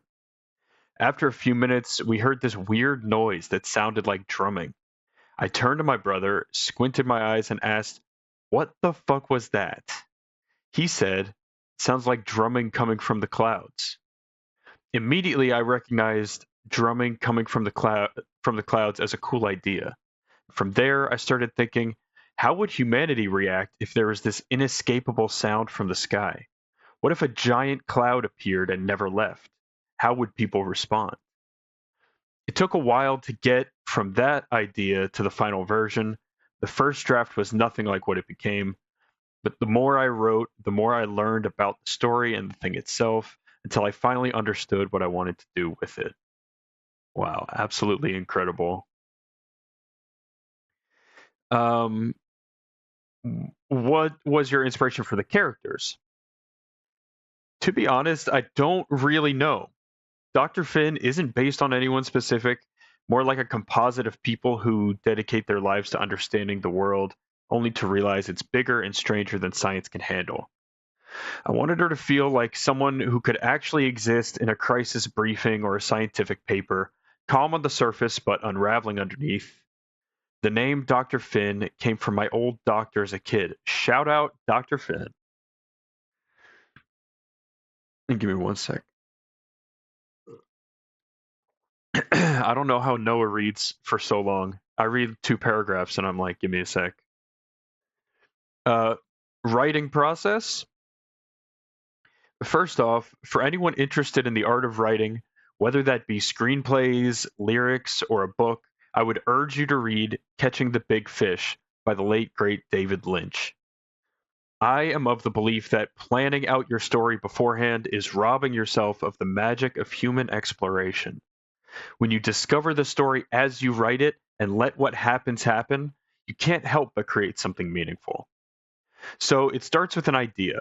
I let it ruminate in my mind for a little while, think up some cool visuals or scenes I'd like to include, and begin with one of them. So, boom, we have a cool moment. From there, I go back to the beginning and attempt to take the story from its start to that point. Once I reach that point of the story, the rest is completely new to me. I discover what happens as the story evolves. I had no idea that it was a gestation in There's Thrumming the Clouds until that moment came, and when it did, it felt special. If I had pre-planned it, I don't think I would have felt anything particularly noteworthy at that point of the story. Trust your instincts. If you have deep love and knowledge of the genre, you can't help but do it justice. The most important part for me is the overall vibe and the atmosphere before anything else, and making sure that stays consistent. The tone of your story is determined by the prose and delivery of certain lines. I think the atmosphere of my stories is why people seem to engage with them. Uh, One more thing that I repeat to myself as I'm writing: less is more. How did your writing journey begin? When I was around 7 years old, I watched Jaws with my mom and dad. The next day, I wrote out the entire film from memory in the form of a book. After that, any chance I got to do so, I would write a story. Mostly werewolf and serial killer stories, none of which were very good, and they all involved my real life friends. I stopped writing around 14 to 18 and started again and just haven't really stopped since. I think I have 80 plus stories and will likely never I think I have 80 plus stories that will likely never see the light of day. Like a lot of people here, it wasn't until I got into Creepcast that I decided to finally share some of my stuff, and I'm really glad I did. I've gotten in touch with some very cool people because of it. Me too. We love this community. Everyone here is fantastic. Okay, favorite authors, movies, and media. My top 5 favorite movies of all time: John Carpenter's The Thing, Steven Spielberg's Jaws, Toby Hooper's Texas Chainsaw Massacre, Thomas Alfredson's Let the Right One In, and George A. Romero's Dawn of the Dead. My top 5 favorite authors, in no particular order: Junji Ito, Clive Barker, Travis Kuhlman, Cormac McCarthy, and Laird Barron. And favorite media? I fuck with death metal and hardcore music excessively. I love me some bleak, depressing horror. Lons von Trier is one of my favorite filmmakers due to the atmosphere and vibe he can create. I play almost too many video games. If you haven't played it yet, I'd recommend checking out Darkwood. Vibe and atmosphere are king. Where to support? I don't have a way to receive money. I do this because I love it. The best way you can support me is just by talking about my stories. Share them and tell them over a campfire. Spread the vibe. If we could get Creepcast to check out There's Drumming in the Clouds, I can die a happy man. For the future, keep an eye on my Reddit, which I am now posting into the chat for everyone.